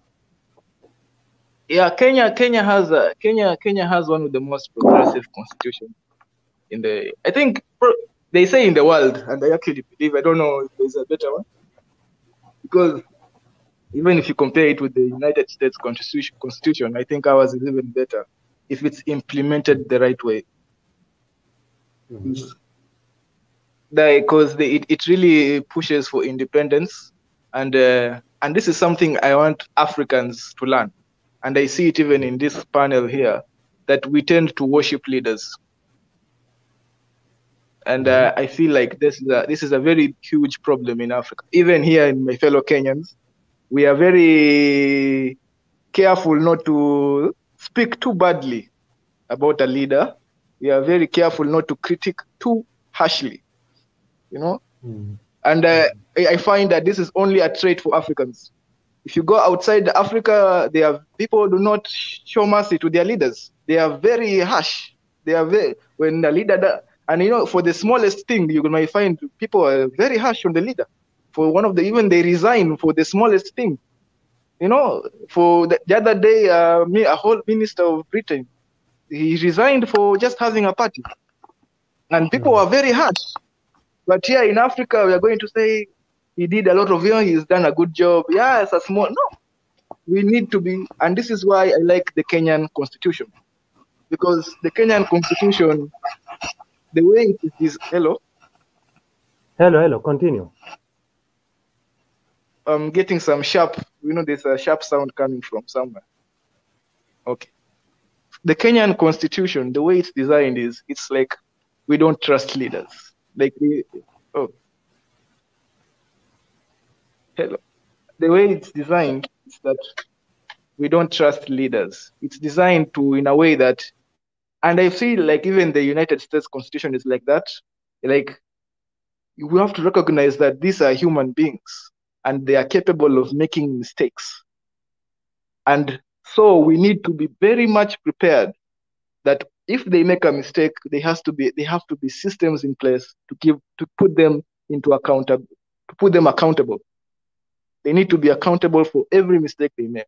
So I like the way the Kenyan constitution, even these days, this year it was really, if there's something I'm proud of JAMHURI Day this year is the Kenyan constitution, because the judiciary, especially the way the judiciary was stopping some very dangerous trends by our president.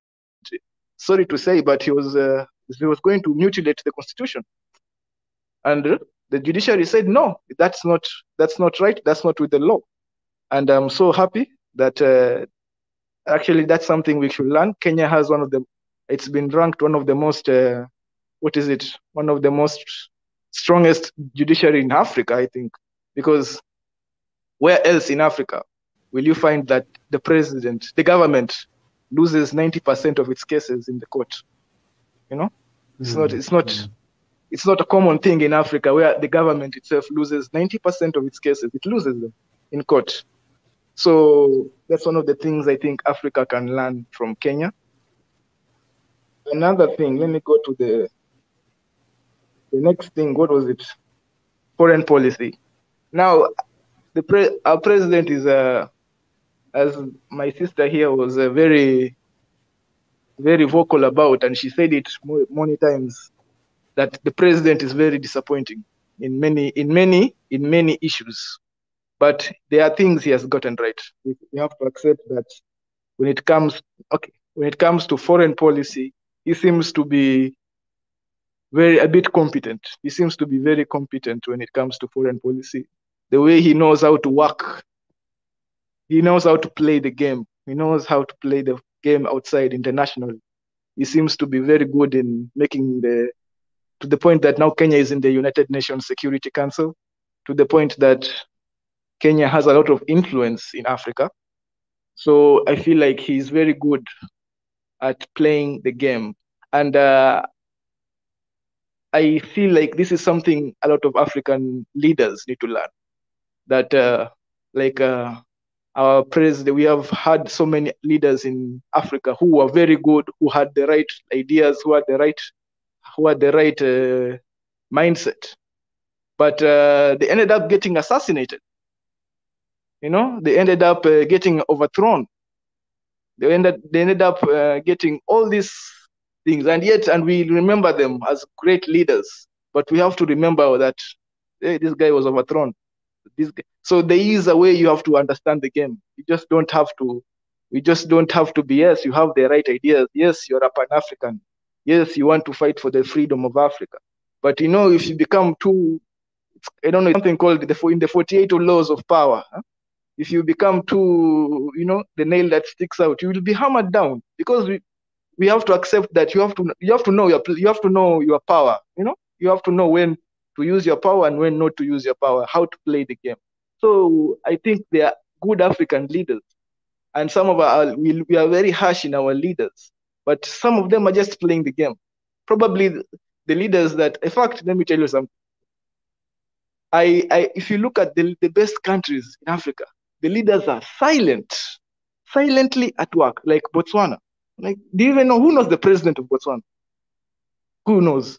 But that's one of the most progressive countries in Africa. Progressive countries in Africa. I know him, Eric Masisi. My brother. Yeah, my brother. I know. My brother. Very knowledgeable. You're very knowledgeable. You see how? But he's rarely in the headlines. He's rarely in the mainstream media. But the man, when you go to Botswana, you find that things are doing very well over there. So I find that the leaders who know how to play the game, who you don't this thing of you have no army, you're going against the West when you know that there is a clear power difference. So you're setting yourself to fail. That was my point. My third point is also infrastructure. We have to accept that Kenya is doing very well in infrastructure, even though if you see the full picture, we have the Chinese in our necks, and they are also, they're not, this infrastructure we need to improve when it comes to what the lady has said right now, that it's not Kenyans building, it's the Chinese. And it's also very ironical that the debt is Chinese debt. So there's a way we've gained, but I feel like also there's a way we've lost. Like, when are we going to start building? But I feel like maybe one day we are going there, because I see Kenyans building the geothermal facilities in Ethiopia. So I feel like we are growing in expertise when it comes to that. Ornati, have you heard about that? The geothermal project that has been undertaken by Kenyans in Ethiopia? Not in a specific way, but recently I know that a group of Kenyan investment agencies were having a tour. But I know of flower industry and other industries, boreholes and whatnots, where Kenyans are involved in, but I am not directly aware of this. Okay, maybe you should look into that also. It's a very interesting. I actually read about it, that it's actually Kenyan engineers that are there in Ethiopia. Yeah, on the ground, building geothermal facilities. Also, there's also Kenyans who, and this is why I really like the relationship between Ethiopia and Kenya. It's very progressive, because even Kenya, even when it comes to the mobile network, it's Kenya is also setting up infrastructure for mobile network in Ethiopia. So there's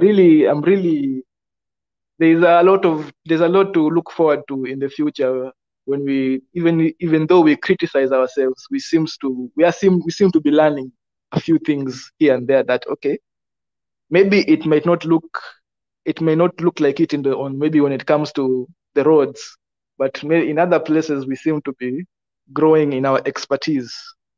So maybe there is something. Even in Egypt, I see the Egyptians building the dam in Tanzania. That is all, in a way, they are African. So you can say, yeah, those are Africans doing work in another African country. So I think Africa is heading on the right direction. You know what I can add to you, my brother. I don't know what's your name, but what I can add to you, as I said, His name is Mwenda. African. Sorry. His name is Mwenda Tezi. Oh, Mwenda. So African. In terms of like East Africa, let me talk about Kenya, because at least today we are talking a lot about Kenya. Kenya, we are clever people. We are very, very clever, because I think into every place that I've gone, I have found Kenyans there. One day I went to this Asian country, and I was very, very shocked to find Kenyans doing very, very well good in that country. So Kenyans, we have great mind, and we have great ideas.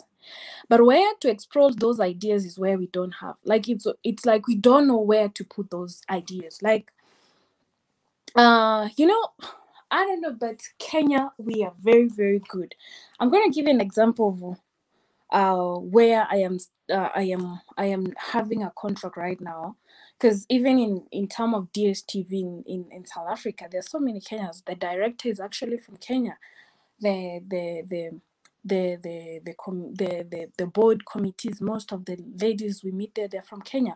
So what I can say, Kenya, they have great mind, and we can create something out of us, but we are not given that opportunity to show what we have or what we can do. So I think Kenya, we can do a lot, because if you see the mind of Kenyans in terms of how they carry even their businesses, they have the capacity of doing a lot. But we are not given that opportunity to do those things around our content, around our area, around our nation. So that's why you find so many Kenyans right now, they are jobless. And when they get an opportunity, they go out of the country. And when they go out of the country, they are able to adjust in any environment, because they are able, because they have the loot of hard working. You know, I don't think Kenyans were lazy. Kenyans were very hardworking. And we can do a lot if we are given the opportunity and the space to do it. You know, Kenyans, we have the best engineers. Kenyan, we have the best people who can do. But, you know, that's why I'm saying African, we don't believe in ourselves. For us to do something, we always look something to assist us, or someone to assist us, or something to happen to us, so that we can carry those ideas. It's like we have the ideas, but we sell our ideas to other people to do for us. Because I believe, like I was in Kenya in July, and there's this highway that is coming from that side of what is the name of this? That side of Kangemi, direct to the airport.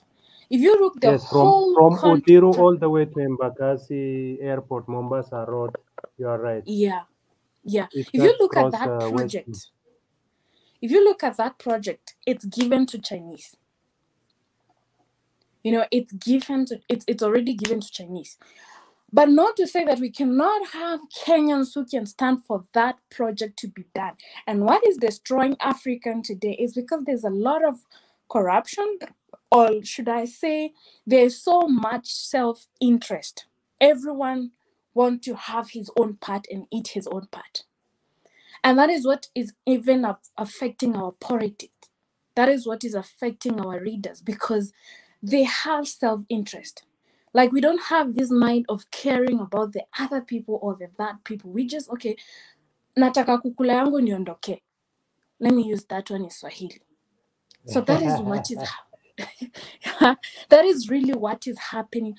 But, you know, Kenyans, they have opportunity. Like, I met this other lady, you know, she is a chef of Arsenal, a top chef of Arsenal. And there's another gentle guy I met in Paris, and she is actually somebody very big in Paris. So you just look at those people and you're like, okay, these people, if they can join their mind together, we can do great, but we're not given the space and opportunity to do those things. So our jobs as African are given to other people. You know, what we can do as a nation is actually taken to other people to do for us. So I would say Like, for example, let me quote about South African, and if there's South African here, please mind me what am I talking about. If you're in South Africa, they work the farms for white people. So they're the one who are working in those farms. And instead of them now having their own farms, they work for those farms, they go and pack those carrots or potatoes or onions, they take them to Pick and Pay or ShopRite or wherever, they take them to those big shops, and then they will buy those carrots from the shop while they can themselves be able to farm, but they don't have that freedom of farming themselves. So everything that is, including onion, including maize, everything, you pack it and then you take it to Pick and Pay, then you will buy it from Pick and Pay. So you work, and the money that you're working in that farm, the money you're getting in that farm is the same money that you're going back to the shop to pay the same owner of the maybe the farm, because the owners of the farm, maybe the owners of the shop. So the money you're rotating back to the same person. You get my point? Mm-hmm. But if you look in Kenya, like now, like in the villages in Kenya, some like our grandmother, we don't buy potatoes. You get potatoes from your farms in Shambazako and then you eat. But in South Africa, it's not like that, you know. So these South Africans, they are squeezed in something that we call like slums. Let me use that word. And they stay one places. I don't know if the South African, if you have gone to Durban, those kind of the places, or Free State. You see, they are just in one area, but the farms, they have the owners. So you go and farm in those, you're employed in those farms, and then you pack those potatoes, cabbage, whatever it is, they take it to Pick and Pay. And when you want the potatoes or the cabbage or carrot, you go and buy it from Pick and Pay. Well, you can do it that at your home or at your compound. You see, so that is why I'm saying we are not well. We have the power, but I don't know, we don't have the access to explore our power within us. You know, we don't have. If you look somewhere like Congo, it's the same. They have the minerals, but they're not able to help themselves with those minerals, because even who are taking those minerals from the ground and whatever, they don't help themselves. Those minerals help other people. You get my point? So when we are talking about industrial in Kenya or building or construction, we build ourselves, but who are paid that big money? Who are going with that money? It's not us. It's not us who are having that money. We only have the piece of the money, but the big money who have won those tenders, they are different people. I hope everyone can understand my point. Sure, definitely.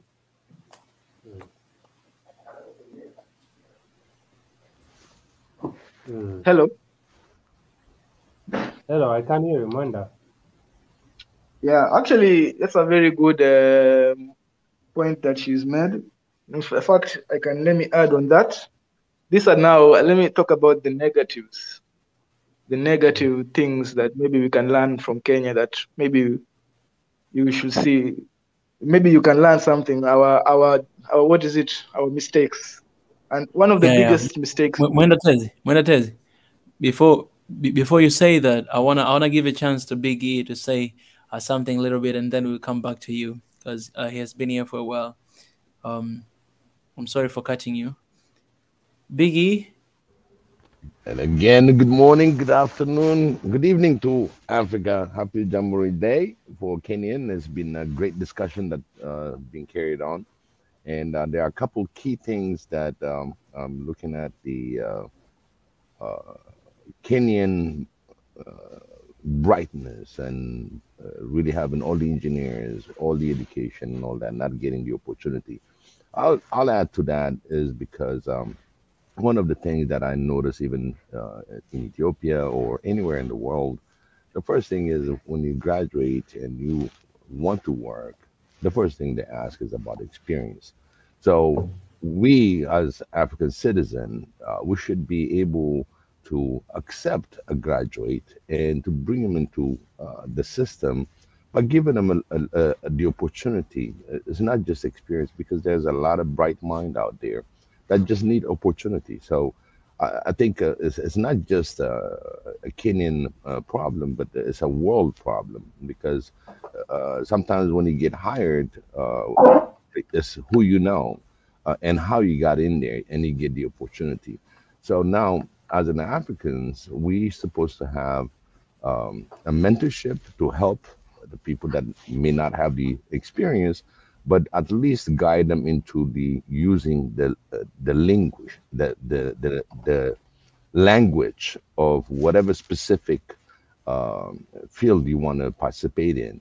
So once you start saying certain keywords, uh, let's say it can be electrical engineering. If you never worked in telecom, but you're applying for telecom, and you give them a little bit of RF signal or transmission and all that, that gives you a little bit of opportunity. I think the issue we have in, just like India got about 80,000 electrical engineers that graduate, but they cannot get jobs. So the top tier, the group that is so bright, they give them an opportunity to go to this American institution to make them understand engineering and business and how to really work well hand to hand. So we need to more focus. This gonna be this has been going on for a long time. People not getting the opportunity to get work, and then suddenly they just go abroad or anything else. They just want to hear him, and they talk the walk. They walk the talk, and they land on the good jobs, and then coming back to Africa again is kind of a long shot again. So we need to give an opportunity to new graduates, and at least those that are experienced in the field, give them an opportunity. Let's say a good 6 session of making them understand in general what the companies that are in Africa are supposed to really give the opportunity to new graduates by giving them classes and stuff like that on the side. So we got a long way to go, and then we come into the the Chinese that's coming in. They're coming in with finance, and they're coming in with the labor. Okay, and when a country sees that, hey, it's a whole package, so you let them bid. But what's happening is it's taking away jobs from Africans. So the way that Eritrea does, for example, he will get a foreign company vesting in and working on the infrastructures or whatsoever. What happened is he will allocate Eritreans, because he won't get in without picking up Eritrean with you on this project. So we need to exercise that right as an African citizen. To any foreign company that comes, they should train you on how they do their work one on one. It's like everybody shadows everybody. So Eritrea does a lot of that, and then at the same time, once they got that, they start working on their own project and replicate what they've done. So what happened is all these companies that comes in, if they don't match uh, your citizen in order to work with them, then you're gonna go through that same routine over and over. We acquire more debts to Chinese and whoever the foreign company that is, and at the same time, we're losing that skill without learning it. So the government should, all nations governments should have a matching skill sets for the foreigner that's coming in and invest their time and money along with that. So that gives you an experience, and that will create more jobs. And just the way they took this highway project, a Kenyan will take another project in the same sense and the same bid, and access to the to the bids. So some of them, you might call it, unfortunately, we have also corruption that plays in this kind of contract, because I did a lot of contracts uh, and vendor management. And you can see some of the contractors, they want to really, what can we do for you and stuff like that. I'm like, no, this is the job, this is what you have, and give me the sealed bids, and then I'll look into it. You know what I mean? So it takes a strong man to sit behind that desk, that accepting the contract management. So we have a way to go, but this is the place where we can discuss about the opportunities to all African citizens. And this, let's say, if we have people that are having a hard time acquiring jobs, maybe it's the interview process, maybe something that they're not communicating, that they have a skill, a natural skill, and as well education that can support for them to perform the job. So there are different links. There are different things on YouTube, on a lot of platforms that can help, you know, to how to acquire a job, how to land on a job.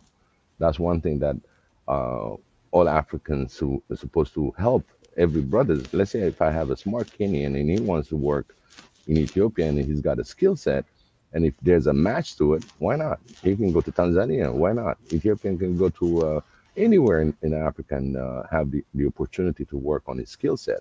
But at the same time, within our nations, each need our educated partners that can help move the economy, that can help move the labor market. We have a lot of things to work on. And again, you know, I don't want to talk too much on this subject because it's another subject, how to help our African educated engineers and all that, how to land on the job. That's another topic. And the other one is the worshiping of your leadership. Okay, you know, right now from looking at from Dr. Abiy for what he does, you know, everybody loves him for, and some of them don't even like him, but it's just they know he's doing the right thing, so they admit, you know, to support him. One thing that we learned from Eritrean President Isaias Afwerki, when on the Independence Day, everybody printed T-shirts of his picture. And the first thing he said, you know, please, you know, don't worship me. You know, I don't want nobody to worship me. I'm just here to get the job done. And he announced it on the national TV. And everybody was like, yep. And they took it down. You know, people still got some T-shirt out there and stuff like that. But he said clearly, do not worship me. I'm not somebody to be worshipped. I just came in to do a job. So this kind of message for a leader is kind of very shocking. You know, a lot of people won't mind having their printed pictures and stuff, but Isaias Afwerki said, no, don't worship me. You know, I'm just here to do the job. So that's what I have for today. Okay. Thank you. Appreciate Biggie. We'll have Mwenda Tez to share his final thoughts about negative stuff you say, and guys, we'll be wrapping up for a day. Mwenda Tezi, and then maybe I will have Mr. Nati, you know, to close up the session.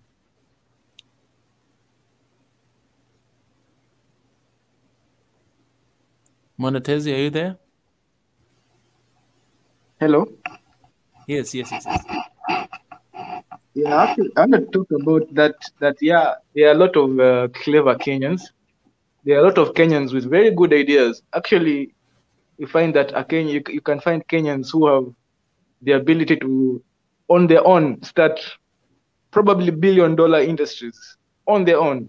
But the problem they lack is capital.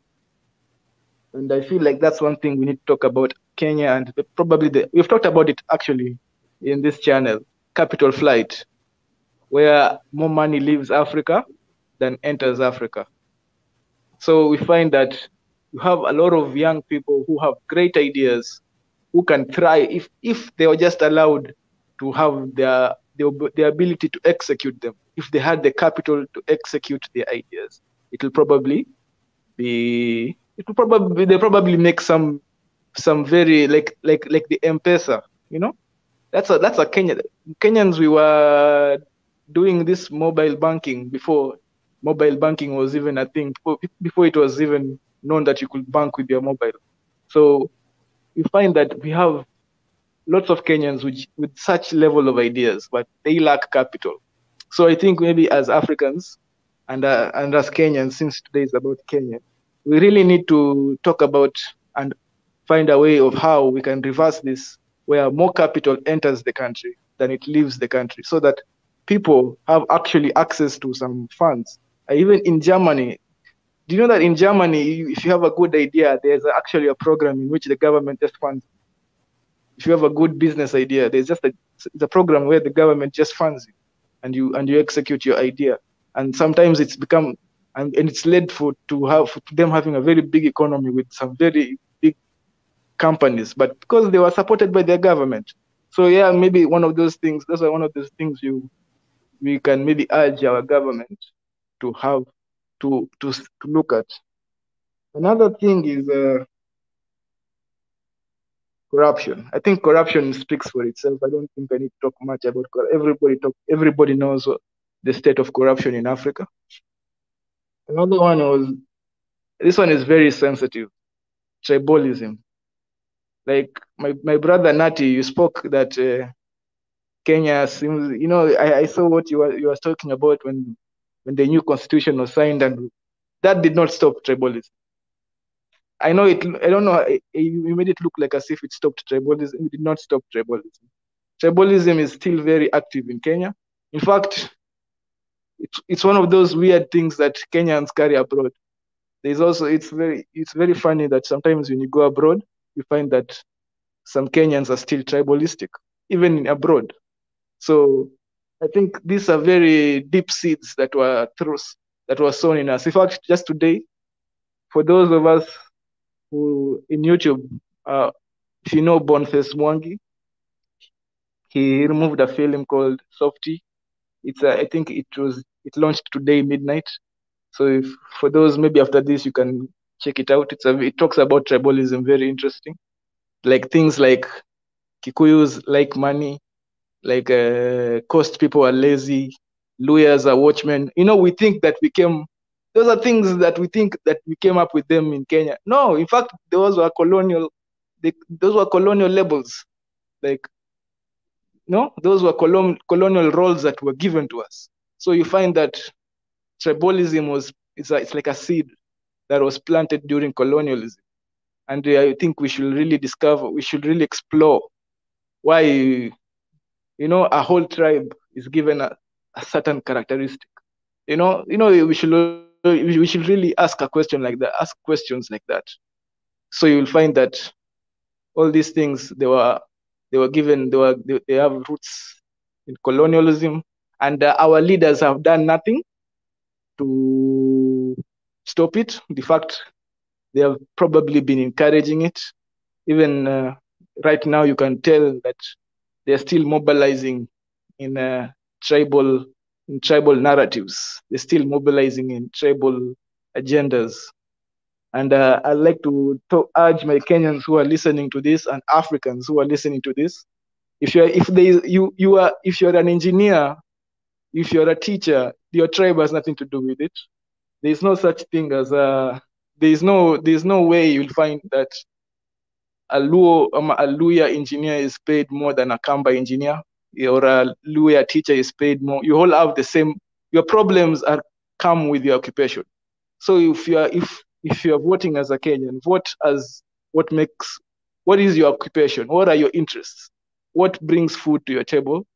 Vote when you vote, and when you participate in politics, look at what brings food to your table. If you're a teacher, look at the problems of the teacher and which politician is sticking to the problems of the teacher.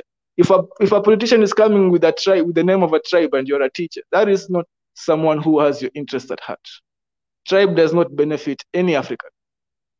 That is just culture. It does not benefit any African. If you are a teacher, if you're a doctor, what benefits you is your practice. So when you participate in politics all over Africa, it doesn't matter. When a politician comes to you and speaks to you towards your tribe, even in Ethiopia, your politician speaks to you towards your tribe, Like, no, that does not benefit me. You're not paid by your tribe. Nothing, you don't benefit. It's only politicians that benefit from tribalism. And when the moment when we open our eyes to this, that it's only politicians that benefit through tribalism, we will probably move forward faster. Because also these professions are lagging because they are not funded well. When they're not funded well, why don't you remember that you're not funded well during the election? Why don't you remember that, hey, my profession has been struggling don't go to tribe. I think that's a good way to finish. Yeah. That's beautiful. What about my sister Sarah? Today is your first time. I would love to give you an opportunity as well. Your final note, in short.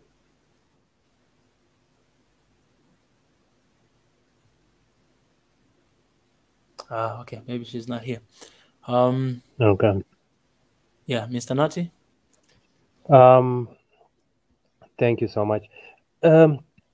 So far from our discussion with regard to Kenya and JAMHURI Day, always we remember that this platform is to learn from one another, to appreciate one another, and at the same time to raise some of the concerns, and which is a very beautiful thing that we have done. And actually, today I must say that it was brief and to the point. And thank you so much. So, worshipping our leaders, corruption, and the economy factor that Hello. Sarah brought in. Hello, you're back?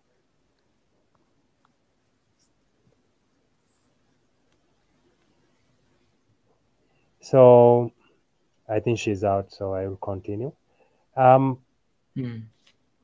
It all again boils down to creating a system that is solid. For example, worshipping our leaders. I mean, it is more. I mean, worship is a more theological word. I mean, but you have to know that even within worship, there is a dogma and a doctrine. That's why we have so many religions. There are rules and there are dogmas that we follow even when we worship, right? What I'm trying to say is that when it comes to leadership. Sorry, I think I got disconnected. Okay, Pole, sorry. So you are in and out, so I started my thoughts, so let me just summarize them. Okay, all right. So, worshipping our leaders, it's just a word. If we have, if the branches of government are formed as checks and balances, as Mwenda and John talked about, if the judiciary is strong in its own way, if the legislative is passing the bills and the executives making sure that it is enforced, whether you are worshiping or not, he works within the rules and regulation that is stipulated within the law. So enforcing the law, whether you worship or not, it will be just a feeling. So creating this branch of government and making sure that everyone is doing their job will ensure us of a term being respected and presidents doing their job within their terms. Corruption is another thing. Again, every country, I must say, they have an anti-corruption commission, which is by itself corrupt. Unless the judiciary, it all boils back to the judiciary. If the judiciary is corrupt, how do they enforce the law independent of the government? So again, it boils down to the branch of the governments doing their works and enforcing the law as checks and balances. Sarah touched a very important economical issue. I understand her pain. I understand the pain, but there are some dilemmas as post-colonial Africa that we go through as countries who are on the disadvantaged world stage we are experiencing. For example, there is food security. You want to supply a good amount of food to your people at an affordable price, but sometimes at the expense of local little markets. That's what ShopRites and Pick and Pay are doing in Africa. They will come massively, and for the government, really, if they are able to produce this amount of food within this time, it relieves the government in terms of food security. But of course, it's a chain of event. It affects the market and the local markets too. So let's see the dilemma that it is a chain of events. When we are trying to control the market, food security is compromised. When food security is compromised, the economy is again touched, and the leadership on its own can't act as checks and balances. So it's a chain of events. So we need to have a kind of patience and articulate our thoughts really strongly. And the other point, that we are not critical enough to our governments. We can be critical, yes, but if we are critical on making sure the rules and the playbook is set for everyone equally, and making sure that they are enforced, everything will be diffused. But now what we are going through is what we call tit for tat. In Amharic, they call it kakele kakele. So these are the things that are going on. How can a corrupt judiciary be able to enforce a corrupt executive or legislature? So this is the problem. Mwenda, you've talked about Kenya, and one of your critiques was tribalism in Kenya.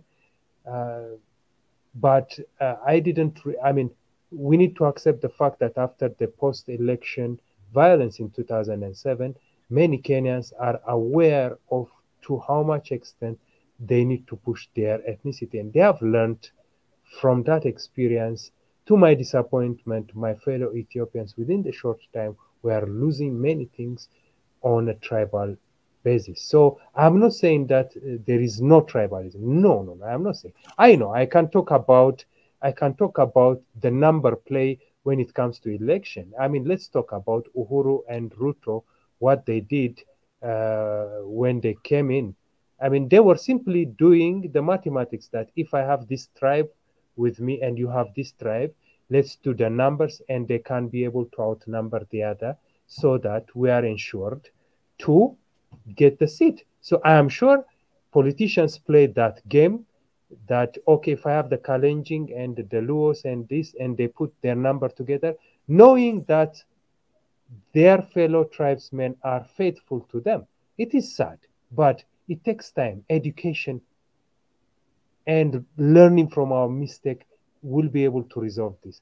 It cannot resolve it at once. So we need to be, when it's not worshipping, but we need to be patient with Mama Africa, with our country progress. We don't need to jump steps. Let's go through each and every phase, even if it's painful, but we make sure that we build the state that we want to build. That's what I want to say. Since it's a constructive platform for the rest of Africa, I tended to appreciate and focus more on the points that we can learn from each other. Otherwise, if I want to talk about so many things, given the advantage that even as an Ethiopian looking at from outside, no, it can't work. We can say a lot about each other, but we need to appreciate. These are the culture that we need. This platform is all about culture, creating a culture which is critical. We talk about the issues, but not necessarily being harsh on one another. You know, we can make our point without necessarily chopping each other's hands and legs. This is the culture we want to pass to this generation. That's why, but critical thinking respected. One of the things the opposition parties and our political life has not taught us is being critical without necessarily being enemy. We don't have that culture here in Africa.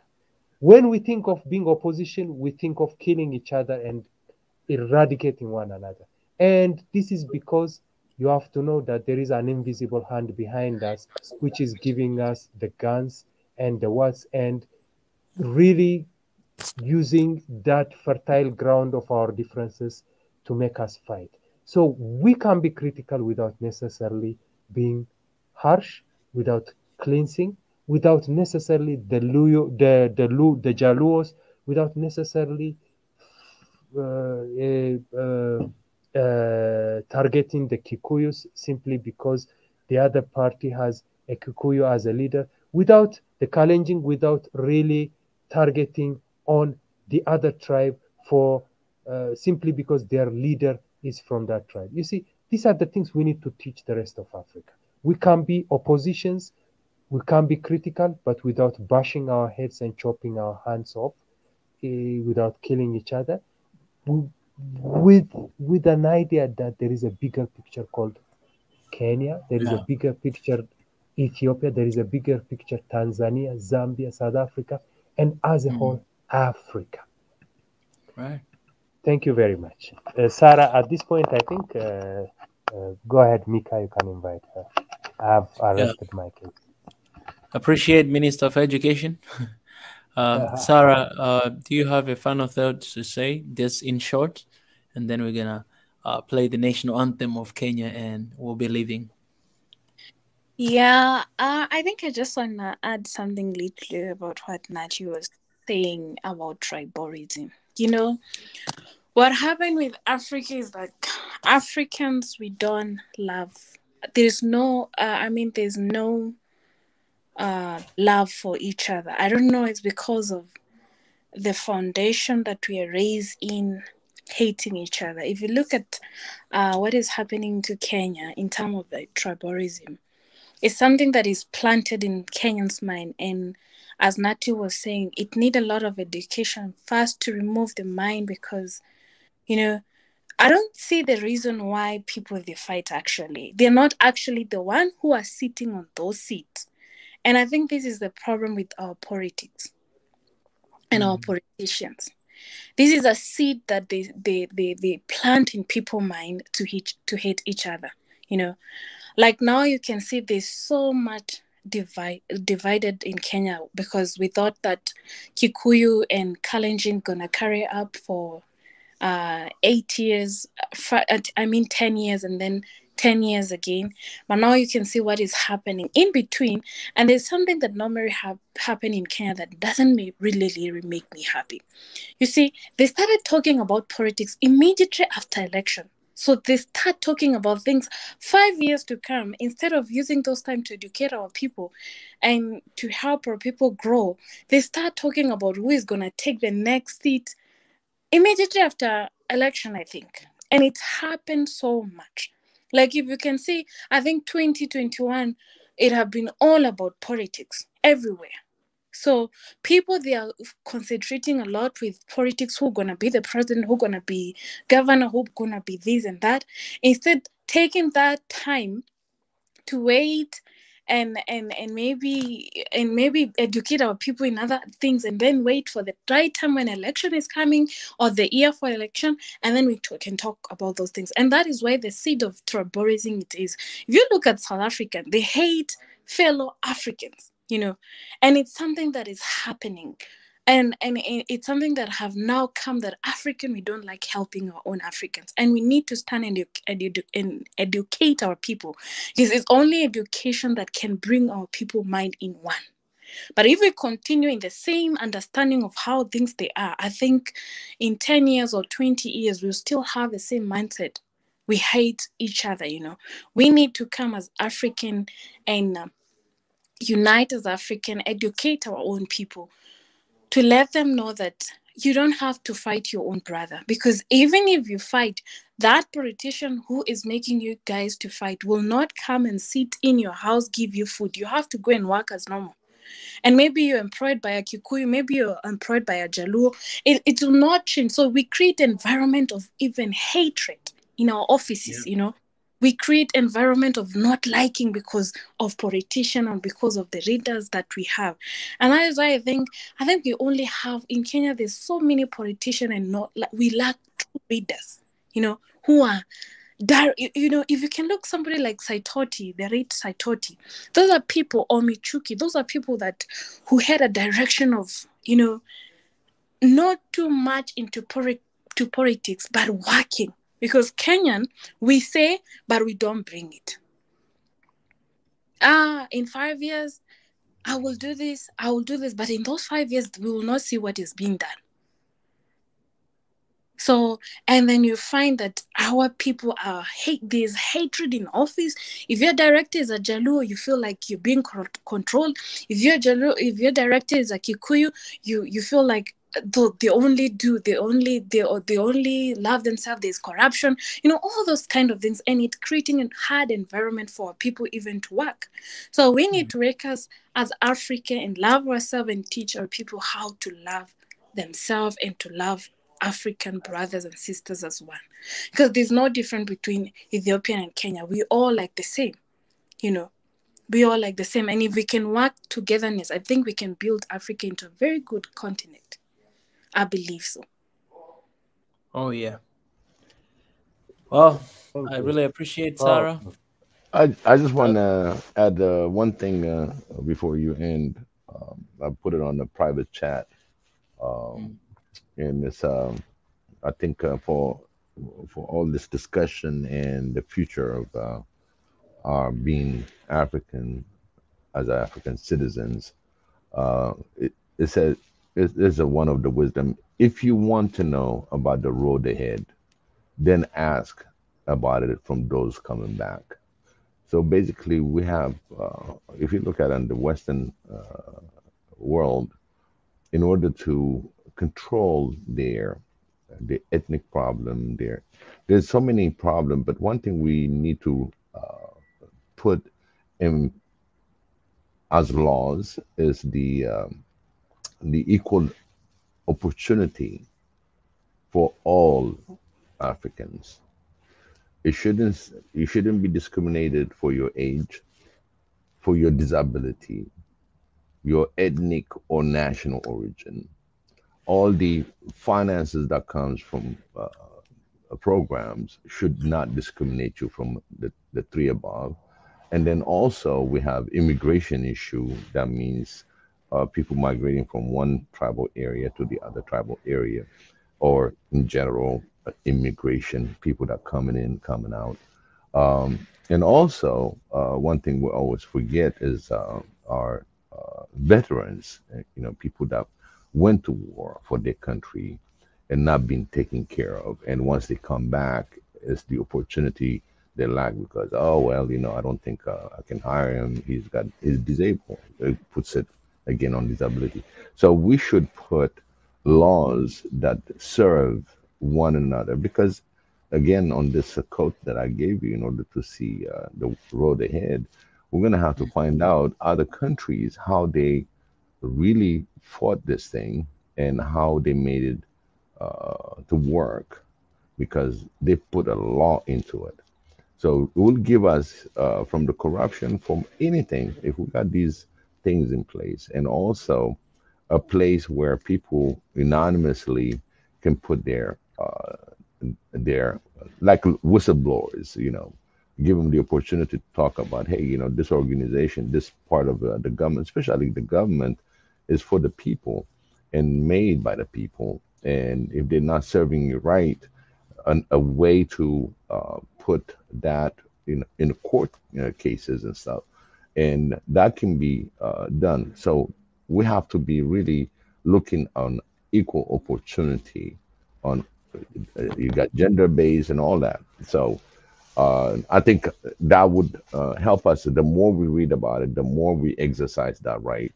I think within the countries, we can go a little bit ahead of our journey. That will help us. That's what I want to put in. Oh, I really appreciate Biggie. Appreciate guys for joining in. Before I end, I think it will make sense if we play the our Kenyan national anthem as a sign of respect, and our prayers to Kenya. You know, we just want to pray that they'll have a successful future, and things that we've spoken about today. I know that it's the work in progress. So yeah, we're gonna keep talking about it. We're gonna do something about it. We're gonna pray about it. We're gonna do whatever it takes to make sure that we are moving away from where we are right now, and yeah, hopefully see things change in the near future. All right, things are changing, by the way, even though it's slow, but they're changing, and we appreciate that. All right, I'll play this a little quick. What's going on now? Don't do this to me. I think my internet is saying no. It's buffering. Okay. God of all creation, blessed is the Lord God creation. Just is the ocean and defender.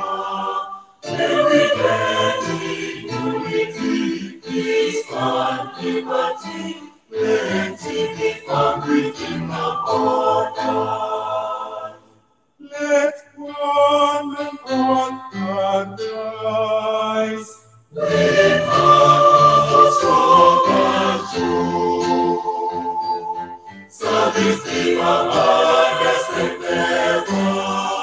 And the homeland of Kenya, heritage of splendor, from every stand to defend. Let all with one accord, in God united, build this nation together, and the glory of Kenya, the fruit of our labor, fill every heart with thanksgiving. Yes, that's it. That's Kenyan national anthem. What a beautiful national anthem.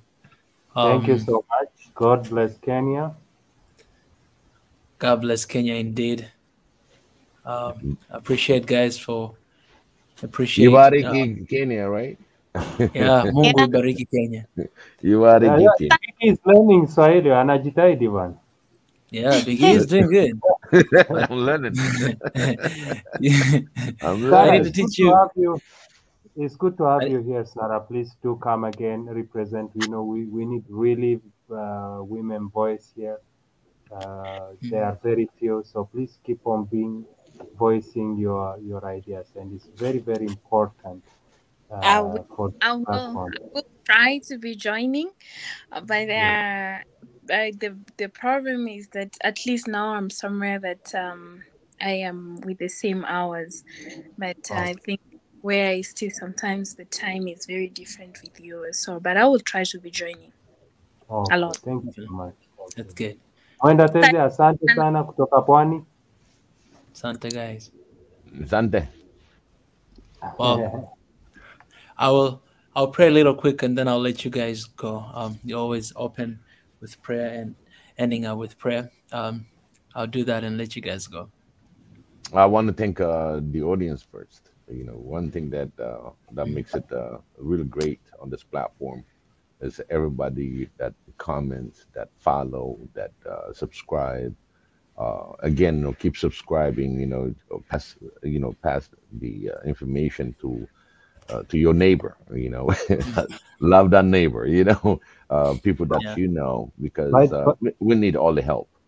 By the way, they are very, very faithful members that I see and enjoy really, and I would like to hear their voice, especially Red Sea.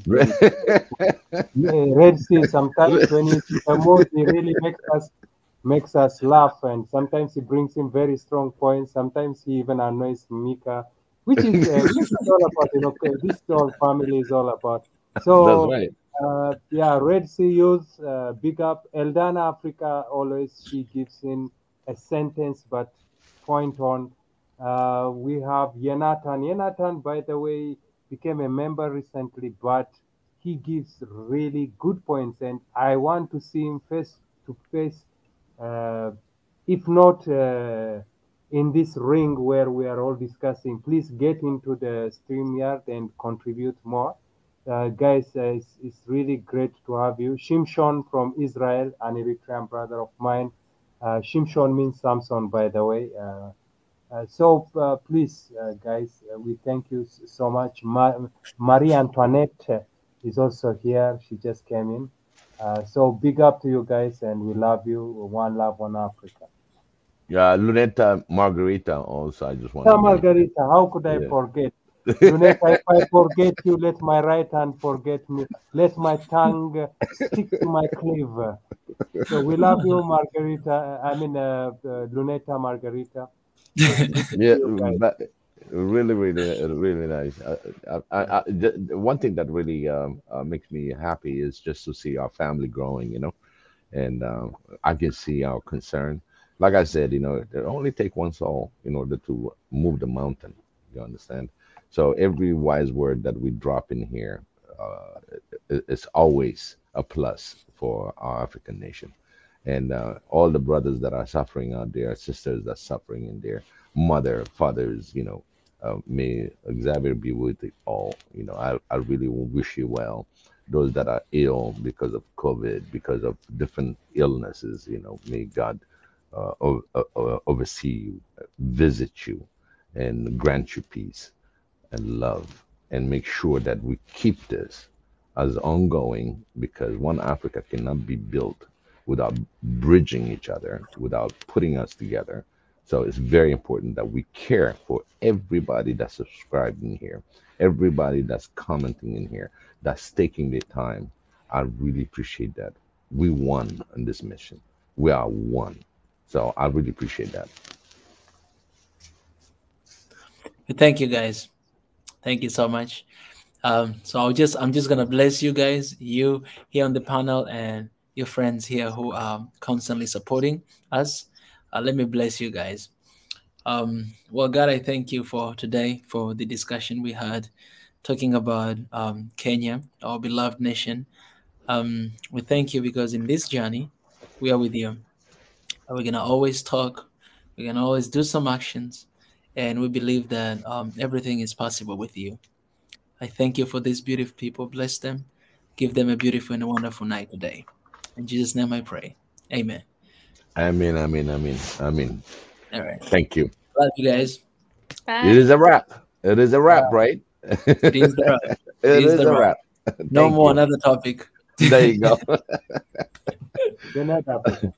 Good night, guys. Good night, Africa. Good night, Good to night, all my Africa. African brothers that are all over the countries. So, good night. Yes. Love I'll see y'all. you guys tomorrow at the same time. See ya. See you. Bye Bye bye. bye. Appreciate the chief. Appreciate You're it. welcome. You're welcome, my brother. All right. All right, guys. I appreciate you guys. I love you guys. I'm not gonna leave you like this. I need to leave you with a video, one of the recent video we uploaded today, and you guys enjoy that. And then I'll be getting out of here.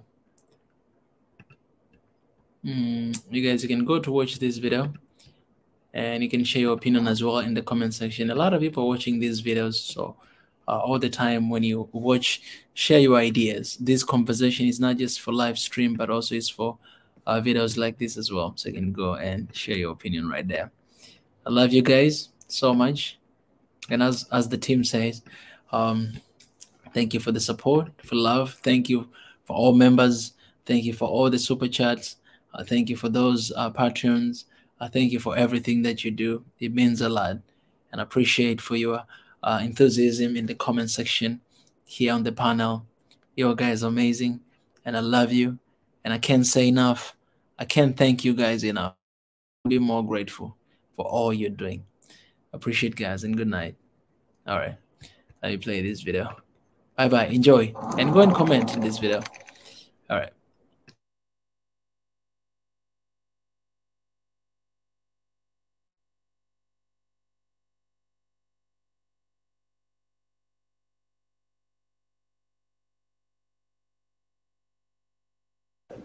and access to vaccines. I don't want to belabor this point too much about the waiver at the WTO, but I do want to make the point that,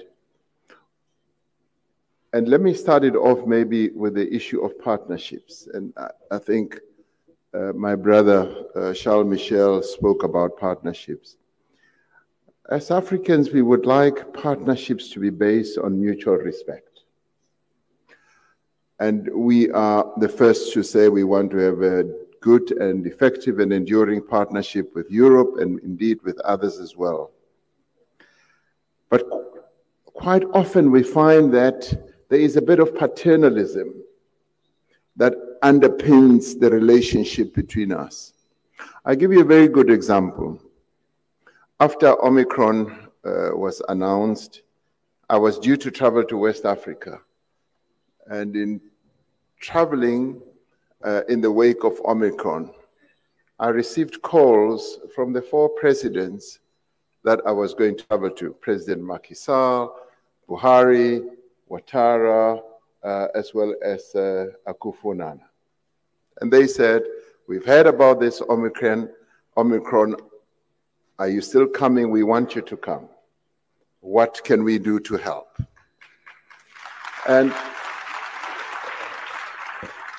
And I said, President, if you're still relaxed about our coming, we are coming. A plane load of us, together with journalists, we got on the way. Before I left, I also got some calls from Europe.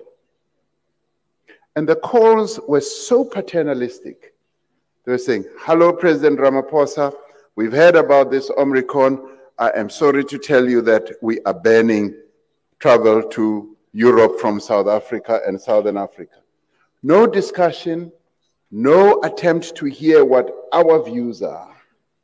And I'm saying that the relationship needs to be mutually respectful. We need to respect one another. The African presidents respected me as we respect one another. But from Europe, I just got a message of saying, we've banned travel, thank you, goodbye, see you next time. That's not the way to conduct relationship. So there needs to be consensus, there needs to be discussion. And I want to talk about the issue of access to vaccines. We have made a proposal which is supported by more than 100 countries. And what we have said is, we want, and this comes back to what the youth were saying as well, they want to know whether they have a continent which will help to develop their skills, where they can thrive. But what do we want? We want to be able to make our own vaccines. And we will deal with the issue of reluctance for our Africans to take vaccines. But we want to make vaccines. We don't just want to fill and finish and package, which is what we are being offered. That we want you to build a capacity to fill, finish, and package, and we will send you the drug substance. And we say, no, we want you to relax the intellectual property rights for a while so that we can make the drug substance, because we have the capability. And there are quite a number of countries on the continent that can. And right now, we've got countries like Egypt, Nigeria, Ghana, Senegal, Rwanda, South Africa, and Kenya.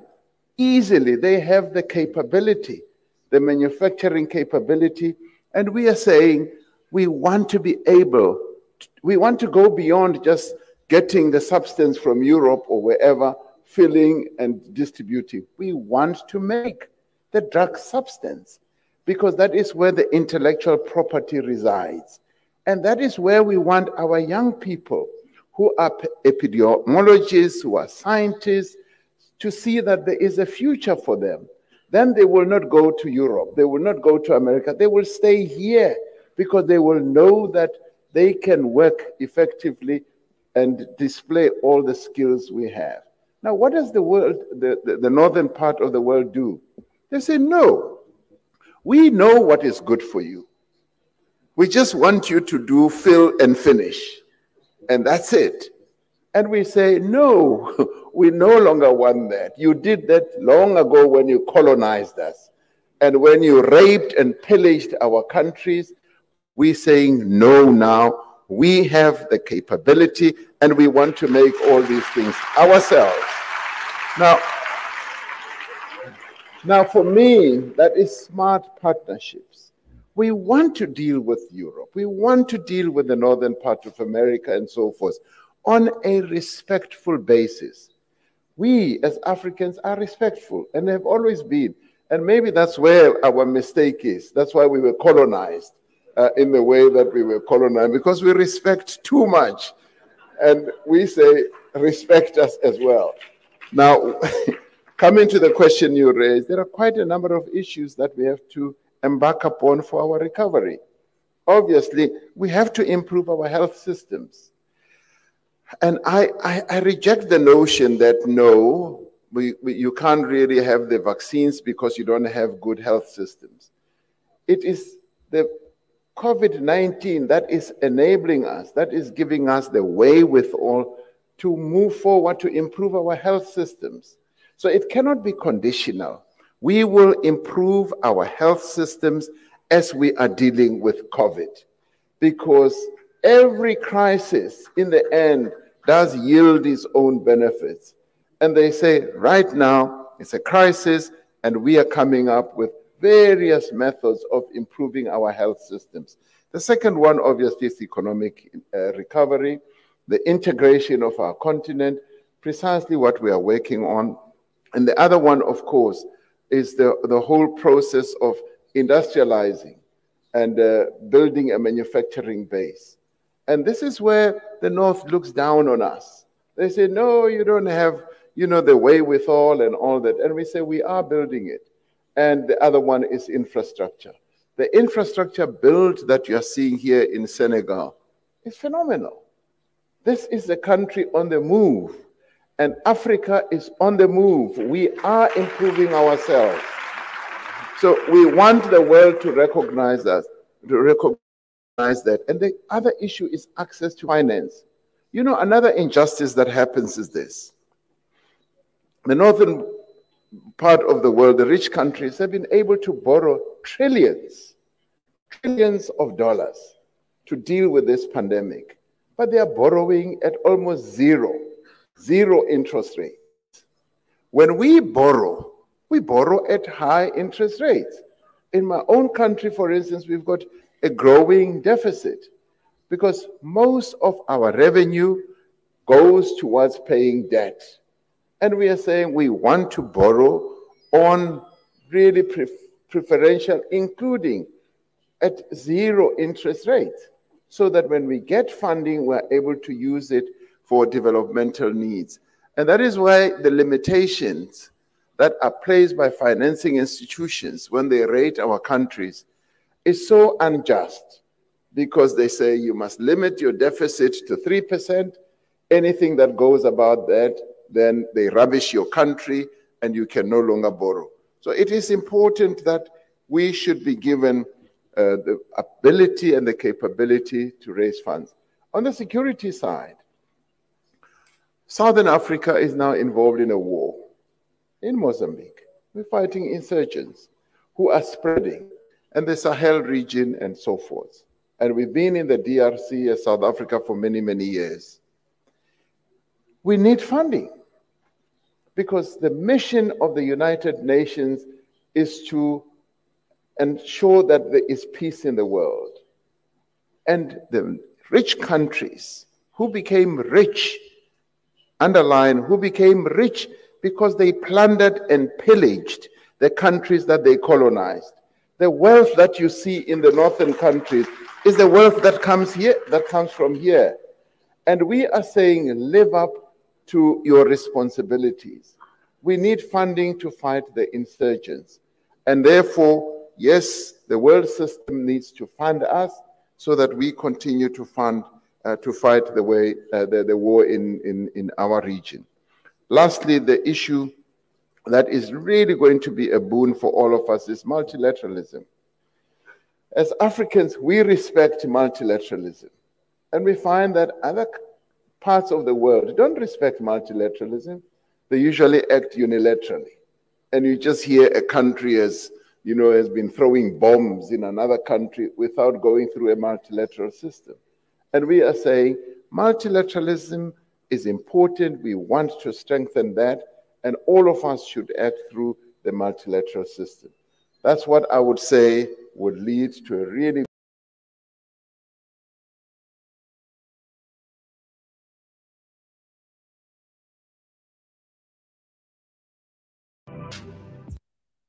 you need each other, and you need to support each other. And as I always state, you are not competitors. And I think the big mistake we have made is by making each other competitors. We are not competing. We have yet to satisfy our respective markets. Our problem is that we are not working closer together to meet the demands that our people have.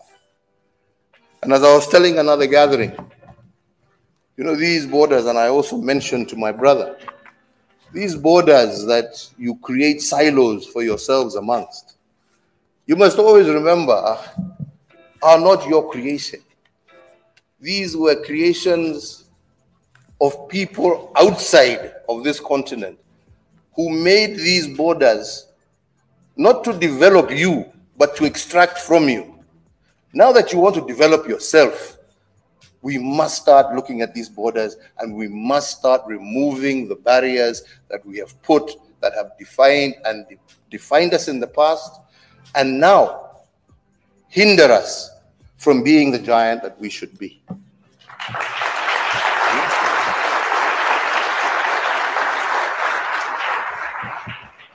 I was telling my brother this morning the ridiculousness of our borders, that we in Kenya have a border demarcated with,